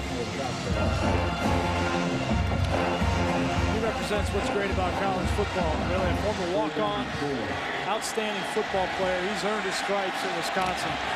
He's a guy you might want to look to here in third down, but they're going to go with the Wildcat with James White. This worked in the first half a couple times. White. And he's taken down as Sky Moore, true freshman, that really has come on.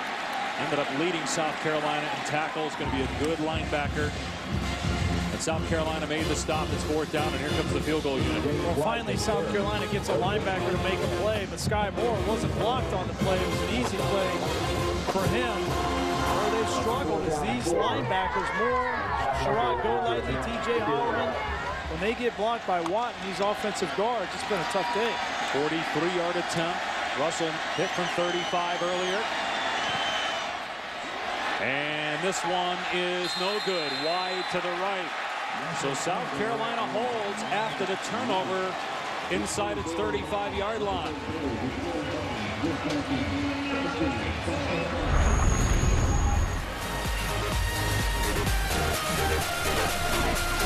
The kick wide right, and it remains a 4-point Wisconsin lead.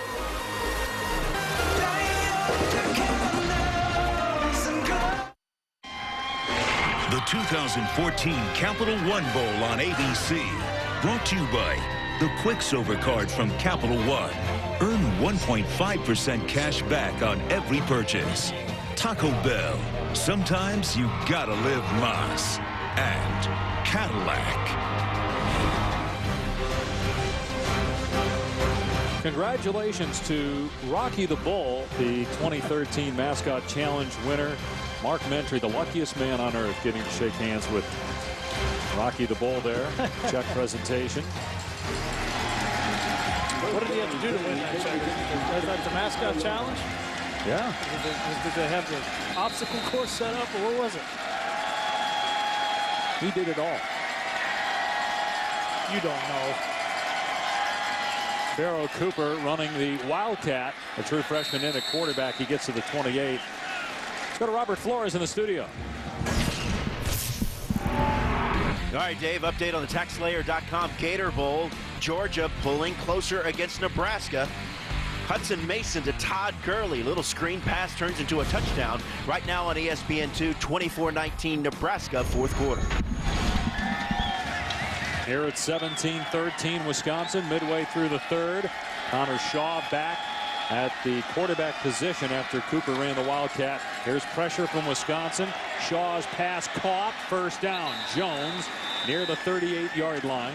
It's a new coaching staff for Wisconsin, including defensive coordinator Dave Aranda. Yeah, and I think Dave Aranda really wants to change the way that they play defense. They've made the switch from a 4-3 to a 3-4. But in talking with Coach Aranda last night, he said, you know, we're not built to rush the passer. We're not built to stop the passing game. That's what they struggle with against Penn State, giving up over 340 yards through the air.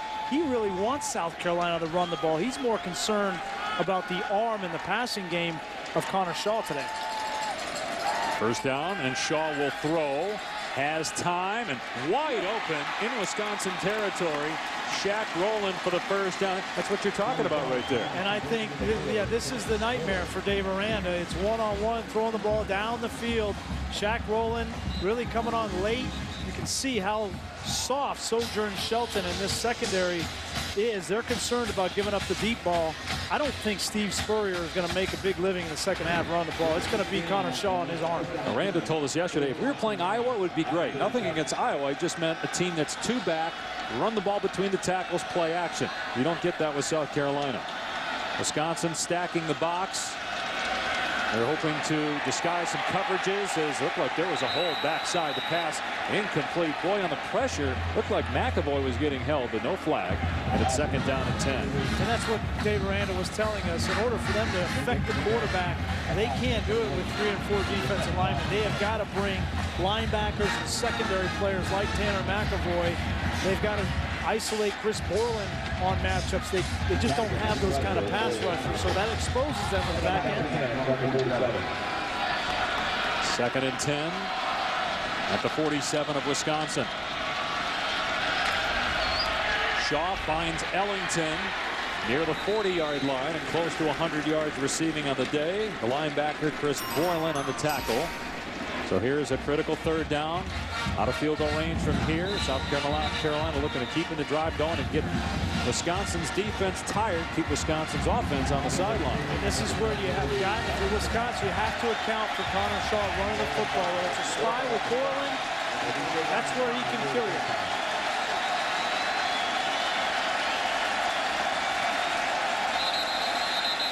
Penalty flag down. Wisconsin trying to confuse and cause a false start. May have done just that. Offense, number 67, 5-yard penalty, still 3rd down. They show like they're bringing the inside backers, then you see somebody come from the outside. That forced movement, so. They wanted to try to confuse Connor Shaw as best they could in this game. They didn't want to allow Shaw to check at the line of scrimmage or Steve Spurrier to check from the sideline. And so the plan coming in for Wisconsin on defense was to disguise and try to devise ways to get to the quarterback. That time they confused the right guard, Ron Patrick. Tough to confuse the senior quarterback starting for his 32nd time. There comes both safeties, and then you see Muldoon come into the backfield. Another false start. Boy, both safeties. Rory Robinson. False start. Offense, number 53, 5-yard penalty, still 3rd down. And the Wisconsin crowd here in Orlando going nuts, as are the players on the Badger sideline. Yeah, here he is right here, and both safeties are going to come. He saw it. He wanted to get out of his stance to block Muldoon. Having mental breakdowns now on the offensive side. Connor Shaw, as that senior leader, has got to settle them down, make sure that they have their assignments correct. Is that the weakness of South Carolina, that offensive line? You know, I think it is, because they've been so good at the skill positions. They've been their weakness in the run game specifically. Now it's 3rd and 15. Shaw in trouble. Gets away from one man, dumps it off complete. Wild's tackled in the open field by Beagle, short of the 1st down at the 44-yard line. It was Landish in the backfield that got to Shaw first. And now what do you do? 4th down at about 6. You go for it here. Shaw still on the field. This is that gray area of the field, 44-yard line, where Steve Spurrier, he knows, listen, the best player on my team, most consistent player on my team has been number 14. I'm going to give him a chance to make a play here, and if nothing there, I know he can use his feet to get me a 1st down. They have to get to the 37-yard line. 4th down. Shaw with time. Tipped, caught. Ellington pulled it in somehow at the 22. The pass was off the mark, but Bruce Ellington with a whale of a play. 2nd huge catch from Bruce Ellington. This is undoubtedly SportsCenter top 10 material, to tip that ball, to flip his hips, and just get a hand on it in that concentration, get his feet in bounds on a 4th down play, down 4 in the 2nd half. What a play by that young man. 22-yard pass play. Ellington has been their best offensive weapon today. They run Sean Carson here. He doesn't get much. Bo Allen and Borland team up on the tackle after a gain of 1. That type of play by Ellington, even though it's not a touchdown, that could potentially be a game-winning play. Allow them to convert on 4th down. It doesn't give Wisconsin the ball near midfield, and now they keep that Badger offense on the sideline for more time. Well, that ball wasn't very well thrown. It was thrown behind him. Ellington was open. If the ball was put on the sideline, just a great adjustment. Ellington, as Coach Spurrier said right before halftime, all he does is make big plays for South Carolina. 2 spark stars, starting point guard of the basketball team. Wisconsin coming after Shaw here. Shaw going for Ellington again. He got it. Is he in? Touchdown! Ellington again, and a great throw by Connor Shaw. 22 yards. Carolina back on top.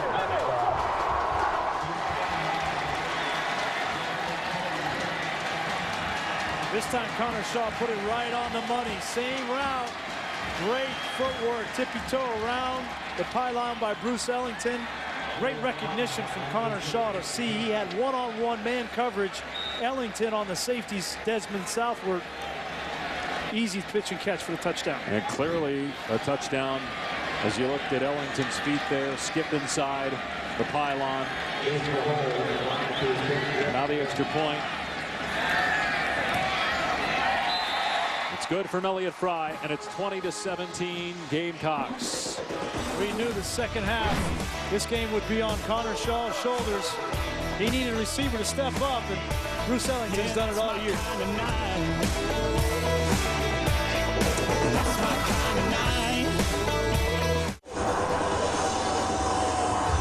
6 catches, 140 yards, 2 scores, a touchdown pass, all for Bruce Ellington. But the play of the day was on 4th down. Yeah, 4th and 9. This ball not thrown very well, but a great adjustment. And then South Carolina comes back with the same play. Here's your man-to-man coverage. That's Ellington on southward. Great recognition from Connor Shaw, and this time puts it out in front of the wide receiver. It's an easy pitch and catch for the touchdown. Bruce Ellington, only a junior. He's coming back next year. Think about the talent that South Carolina is going to have on this roster next year. They only lose the quarterback in Connor Shaw, but they have Dylan Thompson, and they lose a right guard. Everybody else is back. 5 seniors on this South Carolina team. Of course, several juniors will go pro, including Clowney, as Kenzel Doe gets walloped at the 25-yard line. All right, time now for today's Aflac trivia question. 2 of the last 5 players to assume the title of Mr. Irrelevant, that's the last pick in the NFL draft, have been South Carolina Gamecocks. Can you name them? Oh, boy. I think I know one. Kicker, right? I have no idea. I thought one was a tight end. This guy will be the most relevant player at the NFL draft, perhaps the #1 pick, Houston. By the way, J.J. Watt is here. Yeah, I saw him before the game. I was talking to him. He was interested. Obviously, he's here to see his brother. He surprised his brother, Derek, who's a fullback for Wisconsin, but he had significant interest in how #7 in red is going to play, especially against the run. Scotty off play action, and he'll take off. And boy, he gets nailed. Instead of sliding, Victor Hampton got a shot in. You got to get down some. Stotty's a big man. My goodness. We saw Logan Thomas from Virginia Tech take a similar hit like that in the bowl game. These guys are sizing you up. When you're a quarterback and you're 6'6" and you're just lumbering in the second level of defense, those guys are marking you up. You've got to get on the ground. You slid every time. Correct? I tried not to run. Gordon bottled up. It was Jordan Diggs for South Carolina. Rare that they get Gordon only a 2-yard gain. It's 3rd down and 3. South Carolina has flipped the momentum in this game. They did it on big play on 4th down. Give Steve Spurrier credit for going for it, trusting his playmakers. And now their defense has gotten in. And again, we see a 1st down play action pass from Andy Ludwig. Be unsuccessful. Now they bring it a big 3rd and 3 here. They have got to stay on the field. South Carolina fans getting into it. Play clock down to 1. They're going to run it on 3rd and 3. And White has the 1st down and more. Pushed out at the 42-yard line. Wow, big gain there on 3rd down and short. Great job by the left guard, Ryan Groy. You're going to see him. He's going to come up and get the block on Marquise Roberts. If you get the offensive line to the 2nd level right there, it's advantage Wisconsin. That's what they did in the 1st half. That's what Wisconsin has identified as their biggest mismatch. And they've got to stick to that, especially on 1st down. Ryan Groy's had an excellent game again today. Here's a throw to the flat. Aberderis through a seam. into South Carolina territory near another first down. He had 2 blockers out there, and he ran right between them after he made the catch. And now Wisconsin going up tempo. One of the blockers out there is a fullback. Nice job. And there's the jet sweep from Gordon off the no huddle. And Gordon pushed out at the 35. We didn't know how many jet sweeps we'd see from Wisconsin because of the speed on the outside for South Carolina. They got their quick game going and ran it there, and it was a big play. I love the speed sweep in a hurry-up situation as we see Joel Stavi go down on one knee. Looks like he's holding his shoulder there. I'm not sure what happened. I wonder if it was from the initial hit with Hampton. It's just taking a while for it to set in, because that was a huge hit that he took earlier on the drive. Now, Kurt Phillips, how about this story with Phillips going in the game? He's had 3 ACL surgeries. He didn't even play in 2010, 2011. Remember, last year, Stavi was hurt for the Rose Bowl, so Phillips played for most of the game. Badger fans will tell you it seems like Kurt Phillips has been there since Randy Wright was the quarterback of Wisconsin, and Phillips was a backup. Let's take a look at the last play. Take a look at Stavi. He's just handing this ball off. That's his left. And he just grabs that right. I think you're right. I think it had to be from that hit from Victor Hampton.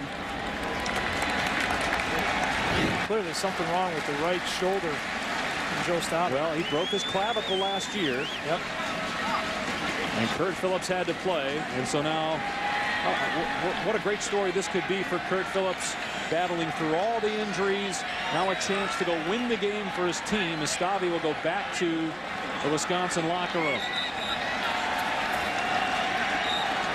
And for Kurt Phillips coming in this situation, you don't have to be a miracle worker here. You've got a great running game going in this game. Just manage the football game. Protect the football. He's thrown 2 passes all year. Gordon, and again he pushes the pile of the 33-yard line. Only a couple there. Kelsey Quarles in there for South Carolina. 6th-year senior Kurt Phillips. You look at the numbers for his career. Again, 3 ACL surgeries on the right knee. You got to think, for South Carolina and Lorenzo Ward, the defensive coordinator, now's the time to start selling out his running game. You have got to get the safeties involved. Brison WIlliams, Kadetrix Marcus, they need to be up around the line of scrimmage, because there's not a whole lot of threat throwing the football at this point. It's Gordon again, and look at his patience, waiting for the center, Dan Bolts, to get out there on his man, and Gordon comes up just short of a first down. So it'll be 3rd down and short when we start the 4th quarter with South Carolina on top by 3, 20-17. The Capital One Bowl will continue after these messages and a word from our ABC station.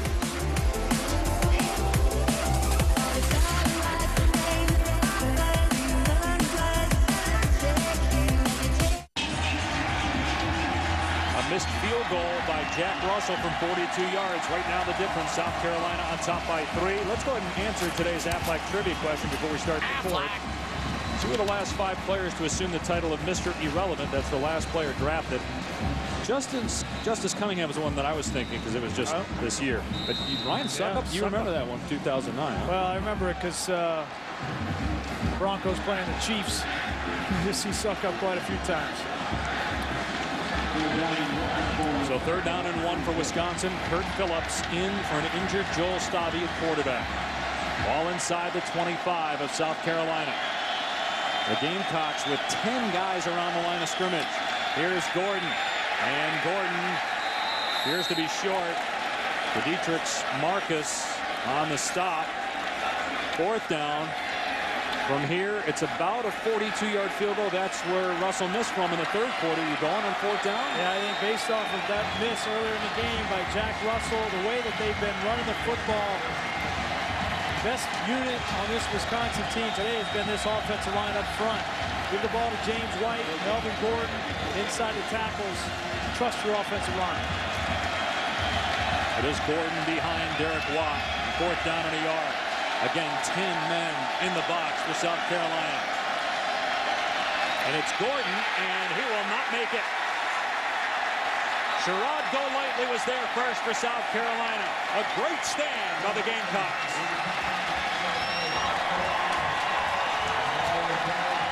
They brought Sharrod Golightly off the edge. I don't know if it was the tight end or the fullback, Derek Watt's responsibility. But you got to block the edge. You have to secure the edge. If not, he's going to get the back in the backfield. That play had no chance. Yeah, that's my kind of night. The Big Ten champion Spartans, led by Connor Cook, either first Rose Bowl win since 1988 as they play in the 100th Rose Bowl game against Stanford later today, about an hour from now, over on ESPN. They pass Brian Greasy, Tom Luganbill. 4th down, Wisconsin elects to go instead of trying a 42-yard field goal, and it fails. Yeah, it looked like Golightly came off the edge. There he is. It looked like Derek Watt was just late in recognition. The other thing on this play was Jadeveon Clowney came off hard. You wonder about his ability to play the run game. He stands up, merits, blows off Derek Watt off track, and significant pressure on that 4th down. Shaw throwing on 1st down, and a catch made by Rowland. And it's another 1st down. Why not kick the field goal? You missed the 42-yarder. I get it earlier, but it's a 3-point game. You know they're going to stack the box there. Put 10 men at the line of scrimmage. Want to take your chances that your field goal kicker is going to come through. Well, your field goal kicker didn't come through in the previous attempt, number 1. Number 2, you've rushed for 251 yards in this game, and you've blown this South Carolina defensive front off the ball consistently. I don't have any qualms with Gary Anderson's decision right there. It's just the execution. Mike Davis hasn't had a lot of touches today, and he gets to the 41-yard line. Zagzebski in there, Borland as well for Wisconsin. It'll be 2nd down and long. Badgers play in the Rose Bowl each of the last 3 years. Lost all those games. They're 2-0 in Capital One Bowls. Last time they were here was Barry Alvarez's final game. Remember, he actually came back and coached the Rose Bowl last year, but his real final game when he was the head coach. 2006, they beat Auburn. And they knock off South Carolina today. The Gamecocks with a 3-point lead, seeking their 3rd straight 11-win season. They never won 11 games before 2011. Steve Spurrier deserves a world of credit for what he's done with this program. As Shaw airs it out into double coverage. What a catch! Shaq Rowland!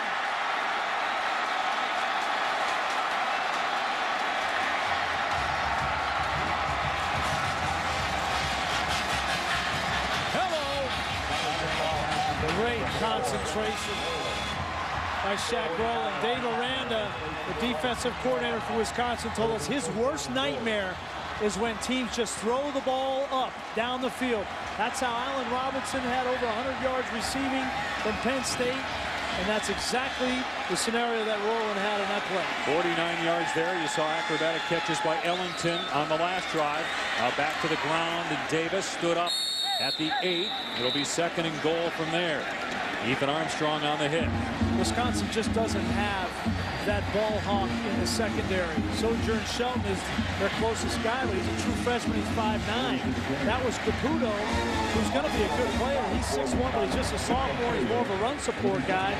Neither one of them play the football, and Shaq Rowland goes up and makes a great play. You have to wonder, too, how important Wisconsin getting a stop is to go down 10 with a backup quarterback. You don't even know if he can complete passes. Thrown only 2 all year. Trying to lead your team from 10 down. An important sequence here for Wisconsin speed. Option. Shaw pitching late. Davis. And he's inside the 5. Armstrong again on the stop. 3rd and goal from the 4 coming up.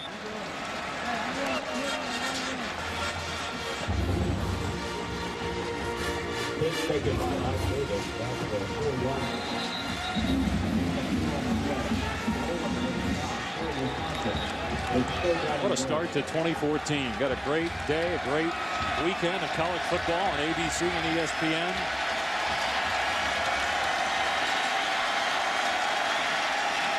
Third and goal. Play action. Shaw lobbing it. Got him in.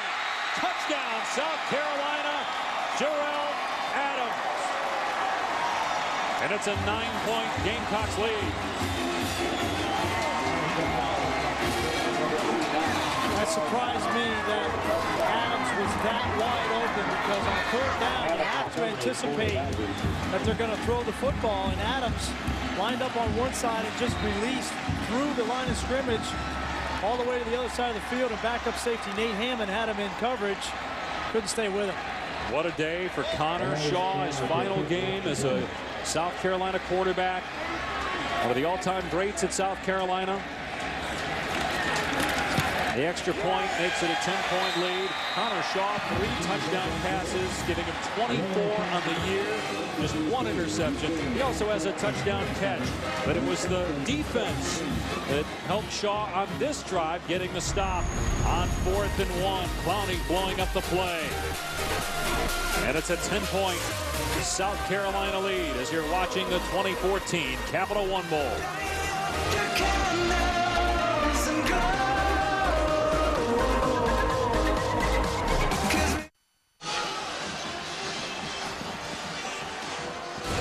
This telecast is available in high definition. Brought to you by Vizio. South Carolina fans, the Gamecocks kick off the 2014 regular season at home against Texas A&M exclusively on the SEC Network. Go to secnetwork.com and request the network from your TV provider. What a way for Johnny Manziel to go out. Wasn't that a great game against Duke last night? Who's going to play quarterback? That'll be an interesting opening matchup between A&M and South Carolina. Who's going to play quarterback for the Aggies? And where is Johnny Manziel drafted? In the spring. I think he did nothing but help himself in that game last night, throwing the ball down the field, the accuracy that he threw the ball with. He just needs one GM to take a chance high in the first round. Here's Kenzel Doe on the return. Across the 25, and Doe! Past midfield! Breaks a tackle! Exactly what the Badgers needed! A kick return for a touchdown!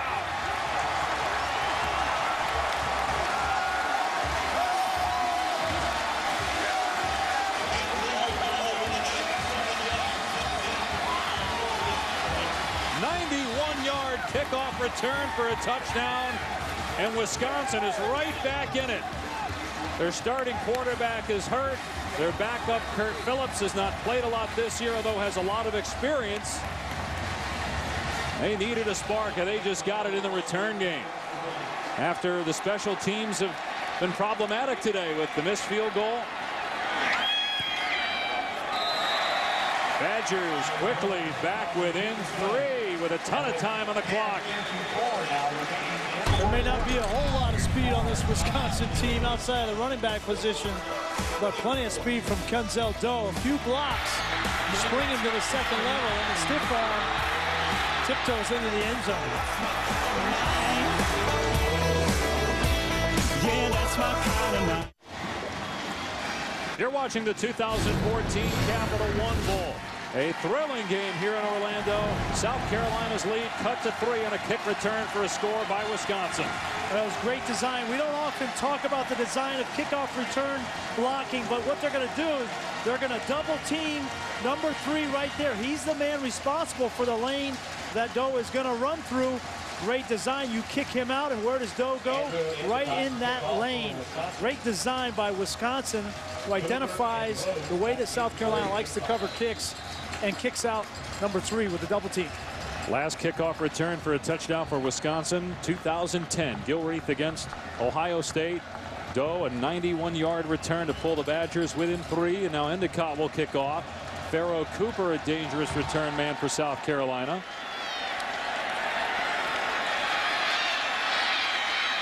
But he gets nailed at the 10-yard line and slammed down. Let's go to Robert Flores in the studio. All right, Dave, check out the finish between Georgia and Nebraska in the TaxSlayer.com Gator Bowl. Georgia going for it on 4th down. Arthur Lynch can't hang on to it. And then in the Outback Bowl on ESPN, LSU and Iowa, John Loudermilk of Iowa. He picks off an interception, but did not take it the entire distance, dropped it at the 1. Here it's a 3-point game, Robert. Big hit by Schobert on special teams. South Carolina has to start at its 12-yard line. Momentum favoring the team from the Big Ten.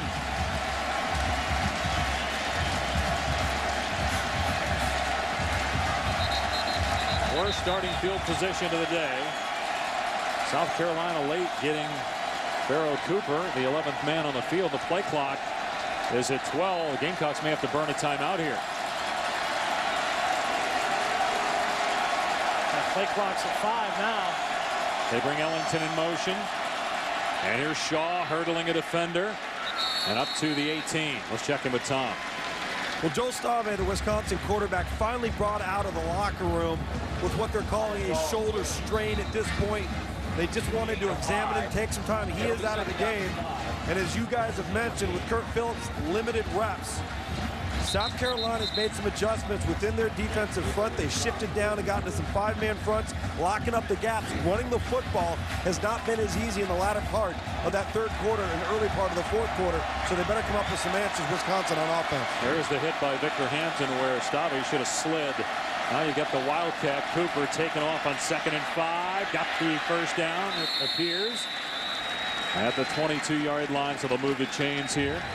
For South Carolina, 10 minutes to go in the fourth. Gamecocks on top by 3.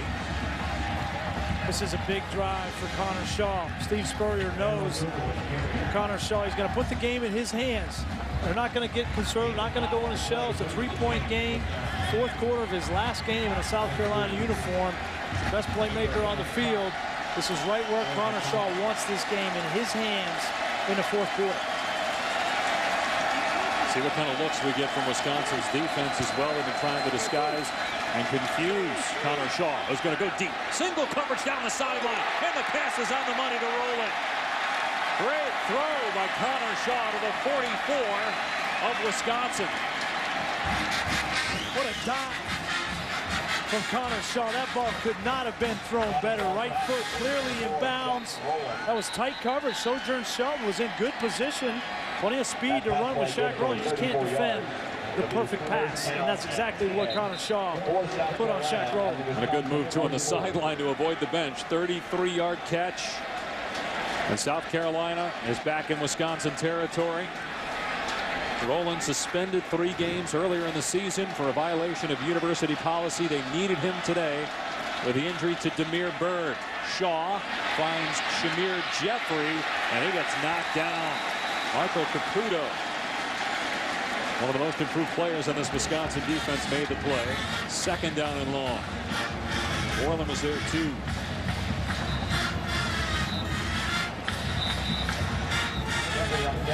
I don't know what's going to happen after this game for Connor Shaw in the NFL. I know he wants to go to the NFL and have a chance.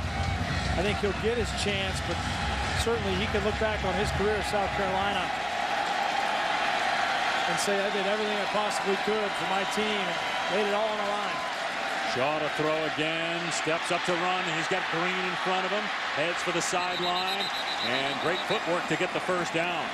Think about it, Connor Shaw has never lost at home. And over the years, Steve Spurrier, as there's an injured Badger, Steve Spurrier, there'd be times where he would pull quarterbacks in the middle of drives, but there's a trust with Connor Shaw. It's hard to start 32 games for Steve Spurrier, and it's hard to win 26, maybe 27 of those 32. But Shaw has done that. Back in a moment.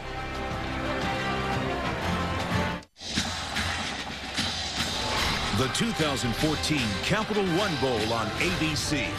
Brought to you by the Quicksilver Card from Capital One. Earn 1.5% cash back on every purchase. Allstate Insurance, proud supporters of college football.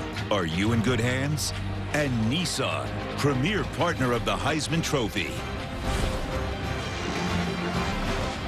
Some terrific offensive plays in the first game of 2014. Tonight should see some good offense as well as Bryce Petty battles Blake Bortles, Baylor, and Central Florida. And the Tostitos Fiesta Bowl at 8:30 Eastern on ESPN. Of course, the Rose Bowl on ESPN. Stanford, Michigan State in about 45 minutes. Here, South Carolina clinging to a 3-point lead. Connor Shaw today 7 completions of 20 yards or longer. Almost a perfect game for him. 3 passing touchdowns, a touchdown catch. He'll hand it off here. Davis is loose in the secondary. To the 20-yard line. A 14-yard run. Just when you start worrying about Connor Shaw, you're going to get the inside zone to Mike Davis. They have two guys on the outside. Caputo, the safety number 7, worried about the perimeter run with Connor Shaw, and Mike Davis, the sledgehammer inside. Difficult to stop.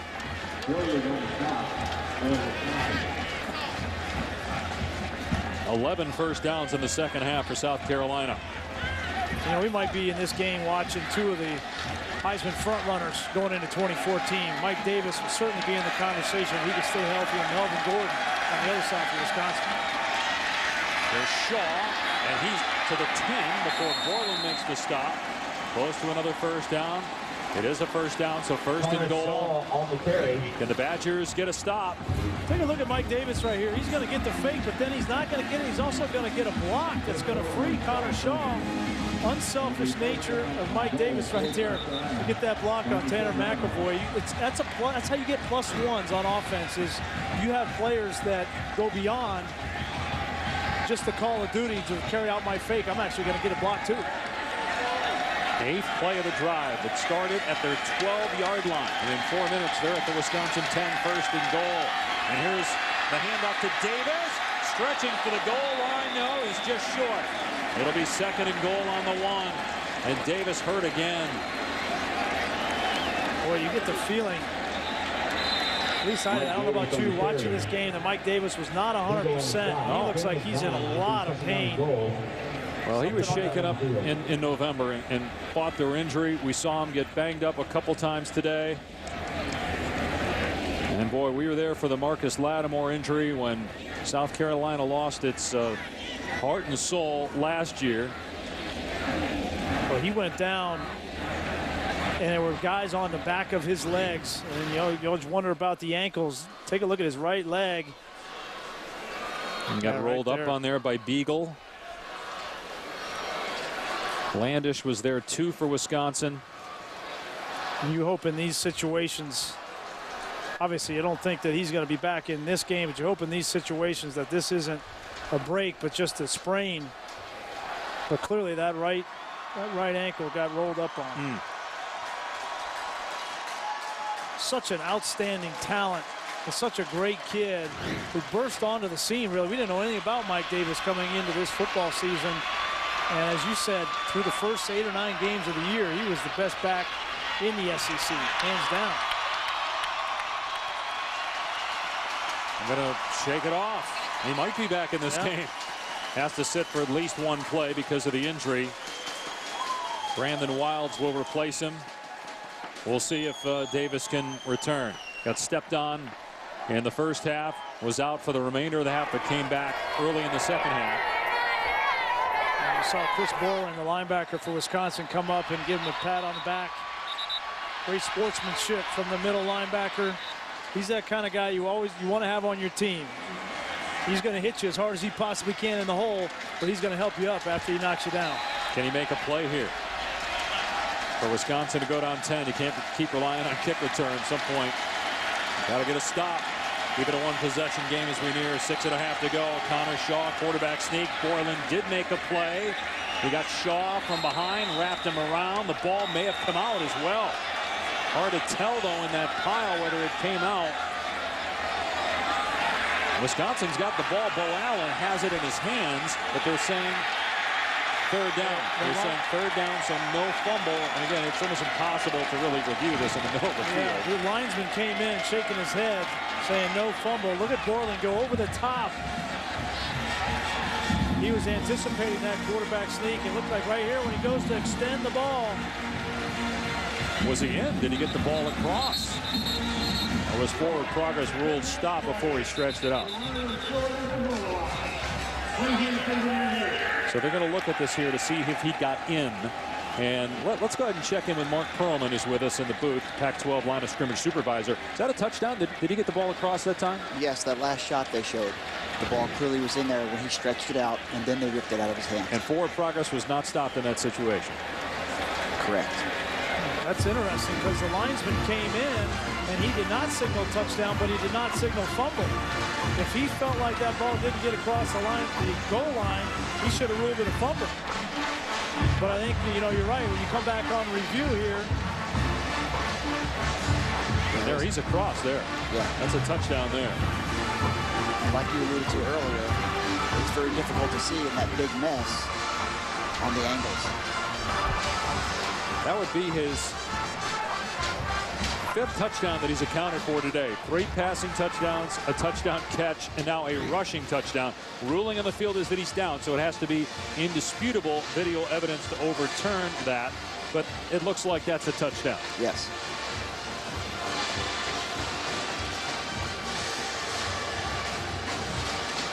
And if that's the case, that puts Wisconsin down 2 scores with 5:48 on the clock and their backup quarterback in the game. And you wonder, can they run the ball? Can they continue with their offense of running Gordon and White if you get down 10 points? Or do you have to say, Kurt Phillips, you know, I know you thrown only a couple passes, but hey, you're going to have to go out and sling it. After further review, the runner in full possession of the ball penetrated the end zone. Play results in a touchdown. Timer, set the game clock to 6:22. That's huge for South Carolina. And again, can Wisconsin run its offense with 5:48 down 2 scores, or do they have to rely on Kurt Phillips to make plays throwing the ball? Yeah, I think you're right, but Connor Shaw, what doesn't Connor Shaw do for this team? I mean, all he does is throw the ball with accuracy. He even scores touchdowns with his feet inside 2 or 3 yard line, catches touchdowns all year long. Connor Shaw has been the engine that has driven this South Carolina offense and their team for that matter. And it's a credit to him in his last game. He's going out and stopped. The 10-point South Carolina lead. They put time back on the clock. Remember, the clock ran, but since it was overturned and it was a touchdown, they added about 30 seconds onto the clock. And so a 10-point lead. Connor Shaw, another brilliant performance. Kid's thrown 1 interception all year, playing in the SEC, playing Central Florida, playing Clemson. Yeah, an unbelievable year for Connor Shaw. And like I said, I don't know what's going to happen. I know I think he's going to play in the NFLPA postseason game out in California, the All-Star game. And whether he gets a shot as a free agent or something, or gets drafted in the NFL, I don't know. He's actually talked about wanting to go to officer training school. If football doesn't work out, he took a skydiving expedition in the summer with a couple of his friends and fell in love with it. He's talked about getting into parajump school, the Army or Navy. I mean, he's just, what a great story Connor Shaw has been for college football and for South Carolina. It's the kind of kid you want to root for. You think about all the big-name quarterbacks in the SEC, like Johnny Manziel and A.J. McCarron. But Connor Shaw is meaningful to his team and as valuable to his team as any of those guys. Trying to win 11 games for the 3rd straight year. It's never happened before at South Carolina. But they still have to close out Wisconsin. Kenzel Doe just returned to kick 91 yards for a touchdown. And here Doe goes, trying to get to the outside, but South Carolina had the sideline covered that time. Still decent field position around the 31. Watch Florida State take on Auburn in the Vizio BCS National Championship 8 different ways on nearly every network with BCS MegaCast. Coverage begins January 6th at 8 on ESPN. For all the ways to watch, visit ESPN.com/MegaCast. Our own Tom Luganville will be involved with BCS Film Room and ESPN News. Brian Greasy will be out more from Sports Center and studio throughout the BCS National Championship. Can't wait for that game. It's going to be an unbelievable game. So many subplots and storylines to follow in that game. Florida State, highly ranked defense. Will they be able to slow down that Auburn offense? They're going to run Gordon here. He gets to the 35. How many times can you do that, though? Down 2 scores. Gain of 3. Again, Kurt Phillips coming in for an injured Joel Stabby. Phillips has battled injuries throughout his career. Went 2 straight seasons without playing because of knee injuries. He did play in the Rose Bowl last year. Only 2 passes thrown in the regular season coming into today. And they're huddling. It took a lot of time off the clock there. I'm Andy Ludwig. I'm going to get the screen game involved here. Your best players are your backs, but you need to throw the football and get your quarterback confident. Screen's a great way to do it. James White has been silent as a receiver today. They're going to hand it off to White here. And White picks a hole and has the first down. To your point, White on the season has 37 catches. Melvin Gordon has just 1. It'll be interesting to see if now is the time where maybe they try to get Gordon involved in the screen game. They're going to go up tempo here. Clock at 5.5 and counting. I think they want to get that first down, and then they were going to get into the no-huddle scenario. Your weapons here, obviously outside of the backs, are the tight end Pedersen and Aberderis. Those are the 2 guys. Phillips throws complete to Duckworth, who gets out of bounds at the 48-yard line, a gain of about 4. And if you're Kurt Phillips, your mindset, I got nothing to lose here. It's my last game. My career hasn't gone the way I wanted. I got beat out by Joe Stavi, but I'm going to take my best shot in the bowl game here. I'm not going to hold anything back. Still outside 5 minutes of the clock. Runs on the ready for play. After going out of bounds, Phillips pass deflected by Clowney, incomplete. You know, we talked about the stats, and they may not be there, but as you look at pressures per game for Jadeveon Clowney, the numbers are almost identical from a year ago when he had 13 sacks. You're telling me you wouldn't take that with the first pick? I didn't say that. Don't look at me. You can't double team a guy forever in the NFL. He's going to get his chances, and there's no question he's going to get to the quarterback. I mean, 5 guys to block Clowney and J.J. Watt in Houston. I tell you what, I talked to J.J. Watt before the game. He was excited about the prospect of having that man to protect him a little bit. 3rd down and 6.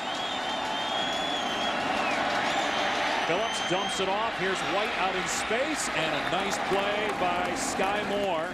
He's short of the first down, White, but Wisconsin in a situation where it has to go. At least they're in a manageable 4th down situation. Remember, they went for it on 4th down and 1 earlier in this quarter at the 25-yard line and did not pick it up. Quick snap. Phillips pass deflected, incomplete. South Carolina takes over on downs. They're saying it actually was picked off by Kawan Lewis on the deflection. South Carolina ball regardless. And again, it's you-know-who. You can't throw the ball quick on the outside and not have to get it around. Jadeveon Clowney looks like it hit his helmet that time. There was 3 defenders that were closing on that route. That pass was doomed from the beginning. But Clowney 6'6". I mean, the throwing lane, it's almost impossible right there, trying to get the ball to Duckworth. And if you don't get Clowney on the ground, you're not going to throw it past him. Barrett's tried to cut him, and Clowney just jumped right over him. A combination of size and athleticism right there, and that's using your head. Literally. Well done. And here's Shaw, and Borland wraps him up, and MMA style takes him to the ground. Wisconsin will use a timeout. So likely the final time that we will see Jadeveon Clowney. And I know the guys Reese and then on SportsCenter, Scott Van Pelt, John Bucharest last night talked about the legacy of Johnny Manziel winning a Heisman Trophy. Well, the expectations were enormous for Jadeveon Clowney after the tackle last year, a year ago in the Outback Bowl. What's his legacy on college football? Well, I think he's changed college football in a lot of ways. I mean, he is that once in a generation kind of talent. We knew that. But the way that he's been defended as offenses try to block him has changed the way that college football has been played against South Carolina. I think he's that combination of talent. Certainly, I think the people that look at him and say your stats weren't good enough this year or he took plays off, I think those are people, quite frankly, that don't know the game, that don't know how players are defended, how they affect games. You look at the numbers that Kelsey Quarles had. You look at how this defense has gotten better as the year has gone on. They lost 4 starting linebackers from ago, and those guys needed time to get brought up to speed. Jadeveon Clowney, requires so much attention. He made everybody on that defense better. I think that's how he needs to be judged. Any concern? You get the 2 speeding tickets over the last 3 weeks. Any concern about that if you're a scout or a GM when you're thinking about making him the #1 pick in the draft? Zero. I have zero concern about speeding tickets. That happens to any of us, right? Maybe not 110. Oh, Wilds fumble the ball. Wisconsin's got it. Wilds coughed it up right to Darius Hillary. The Badgers aren't done yet. They'll look at it to make sure Wilds wasn't down before he coughed it up. There is no quit in number 44 in white. Take a look. Chris Borland comes in, puts his helmet, shoulder pad right on the ball. That's his 15th career forced fumble. Among the all-time leaders in college football with his 15th forced fumble. He's just a football player. He's a playmaker. Remember, we thought Wisconsin was dead and buried in the Arizona State game. He was the one that came up with the fake punt. He's a playmaker in the 4th quarter, and he's done it again. You still have the same issue, though. Your backup quarterback in. Hasn't thrown a lot this year. They're going to run it here, though. Gordon. And Gordon with a nice cutback.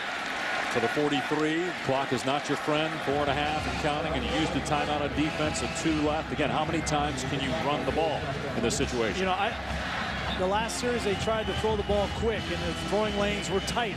2 balls tip on Kirk Phillips. Take a shot down the field to Aberderis. Maybe he goes up and makes a big play. Maybe you get pass interference, but you need a big chunk. Taking a lot of time by huddling there. They go out of the eye. It's Gordon again. Got a gap inside the 30. Gordon to the 25, a first down. The clock will stop as they reset the chains. Derek Watt, JJ's younger brother, fullback, out there blocking for Gordon. That's a 17-yard run. Gordon around 150 rushing yards today. They get up to the line quickly here. Down 10. White is in the backfield, and Phillips will throw. And not a good throw. Incomplete. Trying to hit Jordan Frederick, who appeared open. 3:43 left. Wisconsin down 10. Clowney to the sideline for now. If I'm Andy Ludwig, call plays up in the box. I know exactly who's in the game. If Clowney is on the sideline, I'm going to take my shot to throw the football, knowing I don't have as much pressure. Clowney was injured in the first half, but came back, suffered a stinger. I don't know if he's just getting a rest here, though. 2nd down and 10. Phillips to the air. Has time. This time he delivers a strike to Aberderis right at the first down marker. They're going to spot him just short. It's 3rd down. 3.5 to go. Wisconsin going up tempo. 3rd and short, but you still have the inside run game here to James White. Doesn't get it. Still going for on 4th down. Clowney not in the game, but they'll throw on 3rd down and short. Phillips, end zone, it's intercepted. Picked off Sky Moore. That's his 2nd interception of the game.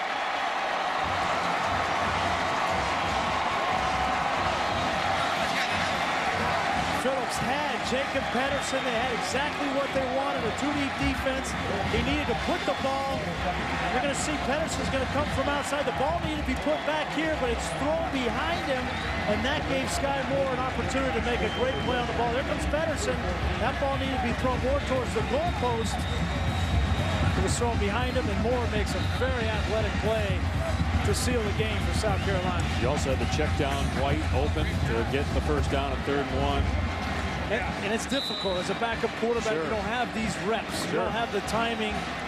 You know, if he had that opportunity, he would throw that ball more towards the goalpost, and they might have had a touchdown. But as it is, give Moore credit for making an outstanding interception. Again, just 2 passes thrown all year for Phillips coming into today. Davis wrapped up. They're trying to rip the ball out. McAvoy makes the tackle. Wisconsin only has 2 timeouts remaining, and they use one here. Fans tune into ESPN3 for the post-game trophy ceremony presented by Capital One immediately following the game. You know, Brian, Steve Spurrier is known for what he did at Florida, obviously winning a national championship. But think about what he's done with his South Carolina program. They win today. It'll be their third straight 11-win season. They never won 11 games in any season prior to 2011. And South Carolina was a program that was a middle-of-the-pack to lower-tier SEC program when he took over. And they're in contention every year now. And he's getting great recruits like Jadeveon Clowney to come play at South Carolina. And next year could be the year for them, right? If they can get consistent play from Dylan Thompson. We were talking with Coach Spurrier after the graduation of Connor Shaw. It'll be Dylan Thompson's team, and he's going to have a stacked offense. And on the defensive side, they've played so many young players this year. Yes, you're going to lose Quarles. Yes, you're going to lose Clowney. But you're going to have so many young players with experience coming back. South Carolina is going to be a force to be reckoned with in the SEC East. This offensive line, which had its ups and downs, most of them will be back. Only 5 seniors on this team. Connor Shaw pinned by Connor O'Neill. Again, Wisconsin with 1 timeout will use it here, so they're out of timeouts. 3 minutes to go. South Carolina in command with a 10-point lead. All right, in case you're just tuning in, here's what you've missed. 2014 Capital One Bowl. South Carolina got off to a 7-0 lead, but Wisconsin led at halftime because of a missed extra point. Gordon and White with 250 rushing yards, so they set the NCAA record for rushing yards by teammates in a single season. Clowney made his presence felt, but Connor Shaw 5 total touchdowns, including 3 through the air, and he caught one. No surprise, the efficient game that Connor Shaw had today. He's been doing it all year. 22 out of 25, over 300 yards. In an appropriate way for Connor Shaw to go out. Got a little love from his head coach with this reverse pass. Scored a touchdown, threw 3 of them, ran for 2 of them. Outstanding season, outstanding career for Connor Shaw in South Carolina. Results in a touchdown. And remember, Brian, going forward, no BCS. The rules change. The rules are unknown. A playoff committee is going to come up with the 4 best teams, and there's nothing to say that they won't pick 4 SEC teams. And South Carolina probably this year would have been left out because it looks like there's a clear-cut 5 or 6 teams ahead of them. But they're the only school to beat 2 teams playing in BCS bowl games. As Shaw keeps here and takes another shot at the 16-yard line. Well, and you think about the 2 games that they lost. I mean, obviously the game against Tennessee, a hiccup on the schedule. If not for a great catch by Marquez North, the wide receiver from Tennessee, they win that game. And they played Georgia before they had all the injuries, and that was a back-and-forth game. They end up losing 41-30. But South Carolina, there's no question, is playing some very good football at the end of the year. They dismantled Clemson. There's no question about it. And the perception of the Big Ten with the playoff committee going forward. How will that impact a school like Michigan State, Ohio State, Wisconsin in 2014? Style of play. We talked with Gary Anderson about needing to do some things differently as Wisconsin comes after the punt, almost gets there. And a fair catch made around midfield with 2:10 left. Wisconsin down 10 out of timeouts. But Anderson told us, look, we've got to adjust. We've got to change some things if we're going to compete in the Big Ten consistently. Yeah, I think I give Gary Anderson a lot of credit. He came in, difficult situation. Obviously, the athletic director is the former head coach, and their relationship has grown. Gary Anderson is respected by everybody on this team and in Madison. And I think he has now the footing to start to make some of these changes. Traditional Wisconsin football, the proof is in the pudding. It's not been working on January 1. The last 4 years, they've lost. So now Gary Anderson has kind of that footing to start making some changes. He wants a mobile quarterback. He wants an aggressive defense. Those are things that they haven't had in the past outside of Russell Wilson. He wants to get back to that. Phillips' pass was thrown out of bounds, but they're going to get Victor Hampton for interference here on Abradaris. That'll be a first down. Wisconsin needs a touchdown. They needs to get the onside kick. Actually, could get a field goal here on this possession and still recover the onside kick and have a chance to win, but no timeouts. Pass interference, defense, number 27, holding the receiver. First down spot of the foul. That'll put the ball around the 44-yard line. He's taken a couple of shots underneath on Victor Hampton, and Victor Hampton's one of those corners, very aggressive, loves to jump routes. even in this situation, I think he'd jump. If I'm Wisconsin, I'm going to throw a double move right now to Aberderis on Victor Hampton, see if I can get him to bite. He's in press coverage. Keep an eye on it here at the bottom of your screen. Phillips trying to set up a screen instead of the tight end, and Pedersen is loose. He's to the 30-yard line. Another first down, so the clock will stop to move the chains. 1:58 left. No timeouts for the Badgers. Clock starts on the ready for play. Phillips going to work. And again, Clowney knocks it down as merits the unenviable and impossible task of trying to keep Clowney from getting off his feet. Everybody talks about the sacks, but as a quarterback, this is just as frustrating. You got a guy wide open on a bubble screen or on a slant, and you try to throw the ball in the direction of Clowney, and it's 6'6", and with that wingspan, very difficult. So the clock stopped on the incompletion with 1:50 left. 3 passes have been knocked down by backup Kurt Phillips. Stabby went out with an injury after he took a hit from Hampton on a run play. Here comes Clowney, and Phillips got rid of it. And White wrapped up. Clock running. Tackle made by Gerald Dixon. They only got a few yards there, so they got to hurry. Clowney will head to the sideline. 3rd down and long. A minute and a half left. Badgers down 10.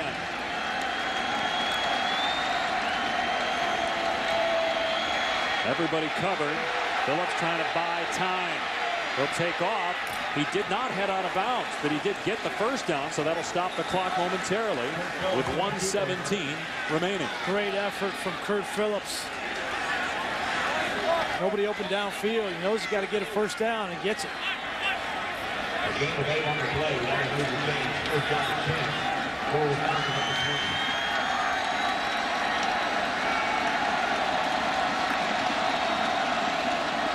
Short throw by Phillips, caught by Doe, and he steps out of bounds.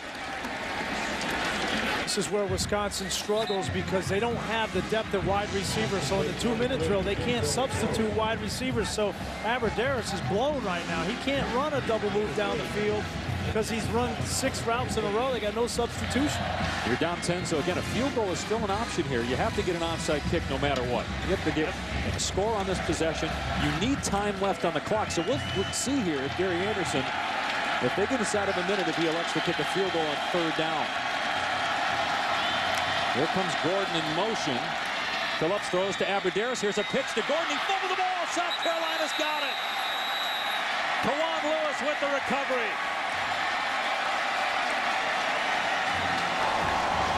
They tried a little trickery, and Gordon put it on the ground. That's his first career lost fumble. Well, I love the design of the play.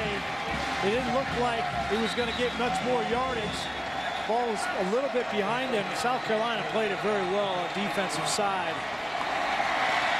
But give credit to this South Carolina defense. They were gashed in the first half. They make the stop when they need it. Not a great pitch, but you got to secure that there. Try to get out of bounds. South Carolina now can just get in victory formation, and the Gamecocks will win it. It'll be their 11th victory. They'll finish the season 11-2. Wisconsin will drop its 2nd straight game, fall to 9-4.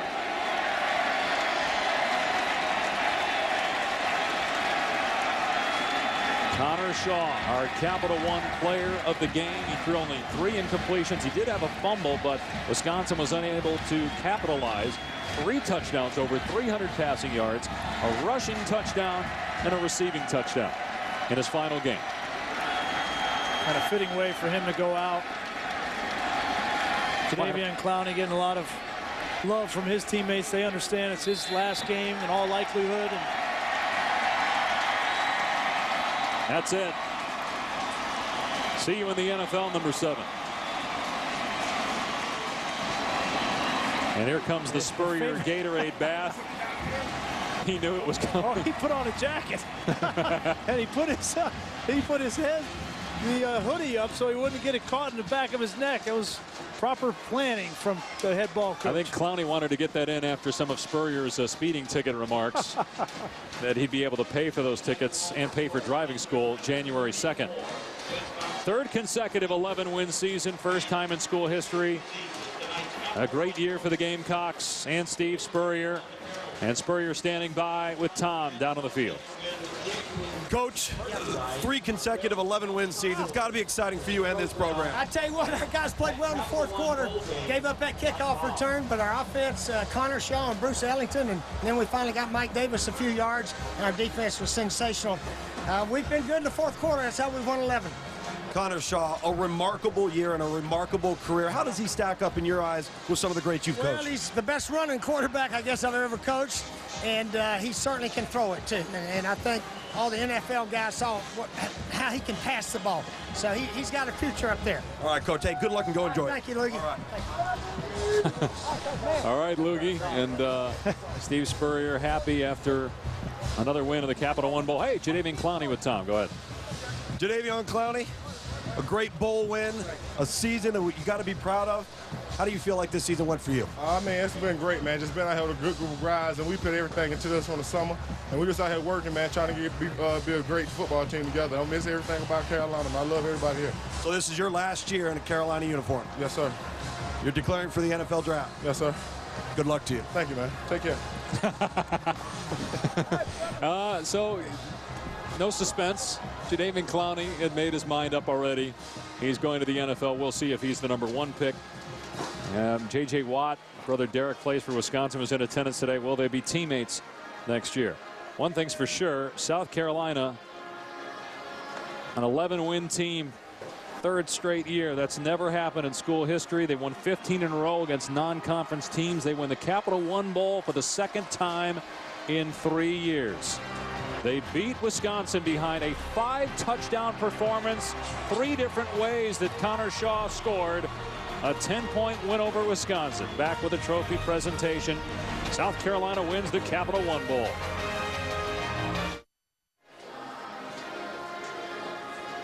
South Carolina wins the Capital One Bowl for the 2nd time in 3 years, beating Wisconsin 34-24. Connor Shaw, 3 touchdowns passing, 1 receiving touchdown, 1 rushing touchdown. Jadeveon Clowney made his presence felt on the defensive end as Steve Spurrier, in his 300th game as a college coach, beats the Badgers. You heard Jadeveon Clowney just earlier declare to Tom Luganville live here on ABC that he will forego his final 2 seasons at South Carolina, and 2 great careers come to an end here with Connor Shaw and what he's accomplished at the University of South Carolina. Nothing was given to him. He earned everything he got. Took over from Stephen Garcia and had to share time with Dylan Thompson, but persevered. His warrior mentality, persevered in the end, and I think it's a great way to end his career. South Carolina wins at 34-24. Good year for Wisconsin, but the Badgers lose their final 2 games and finish 9-4. South Carolina improves to 11-2. Let's go to Tom Luganville. Thank you very much, Dave. Congratulations to South Carolina, the champion of the Capital One Bowl. Kevin Boardman of the Capital One Bowl taken away with the MVP trophy. Excuse me, the winning coach trophy. On behalf of the Capital One Bowl, I'm pleased to present the George L. Stewart Senior Championship Trophy to Steve Spurrier and the South Carolina Gamecocks.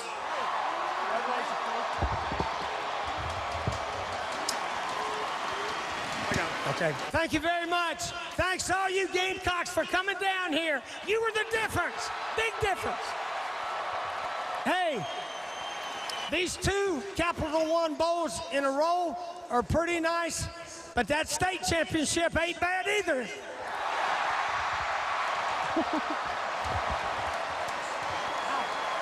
Coach, how important is this win for your program and for these seniors? Well, we don't have a lot of seniors, but Connor Shaw and all the guys, we got 3 that are going to be leaving early. But to win 11 3 years in a row, that is something. Not many teams in the nation have done that, and really proud of them. They deserve it. Speaking of our MVP, Connor Shaw, let me introduce Tony Massey, president of Florida Citrus Sports. Most valuable player, Connor Shaw. Best quarterback in school history, maybe the best in the country today. I think your coach likes the mic. I think he could do our job. What do you think? I think he'd be a pretty good job with that. 5 touchdowns today, 3 through the air. You caught one, you ran one. How special has this career at South Carolina been for you? Man, it's such an emotional moment right now, end of my career. I couldn't imagine a better way to go out, though. I'm so proud of this program. My boys! When it comes to your career at South Carolina, how do you want to be remembered? Like this, and the toughest quarterback and the most winning quarterback. I couldn't imagine a better career here. Congratulations. Go enjoy it with your Gamecock teammates. That's right. Thank you very much. The champions of the Capital One Bowl 2014, South Carolina. Connor Shaw fought through injuries. A shoulder injury against UCF here in Orlando, but he played next week against Kentucky. His career is over. Jadeveon Clowney will forgo his final season at South Carolina to go to the NFL. South Carolina beats Wisconsin 34-24. We'll have more from the Capital One Bowl, but right now let's go to the studio and check in with Robert Flores.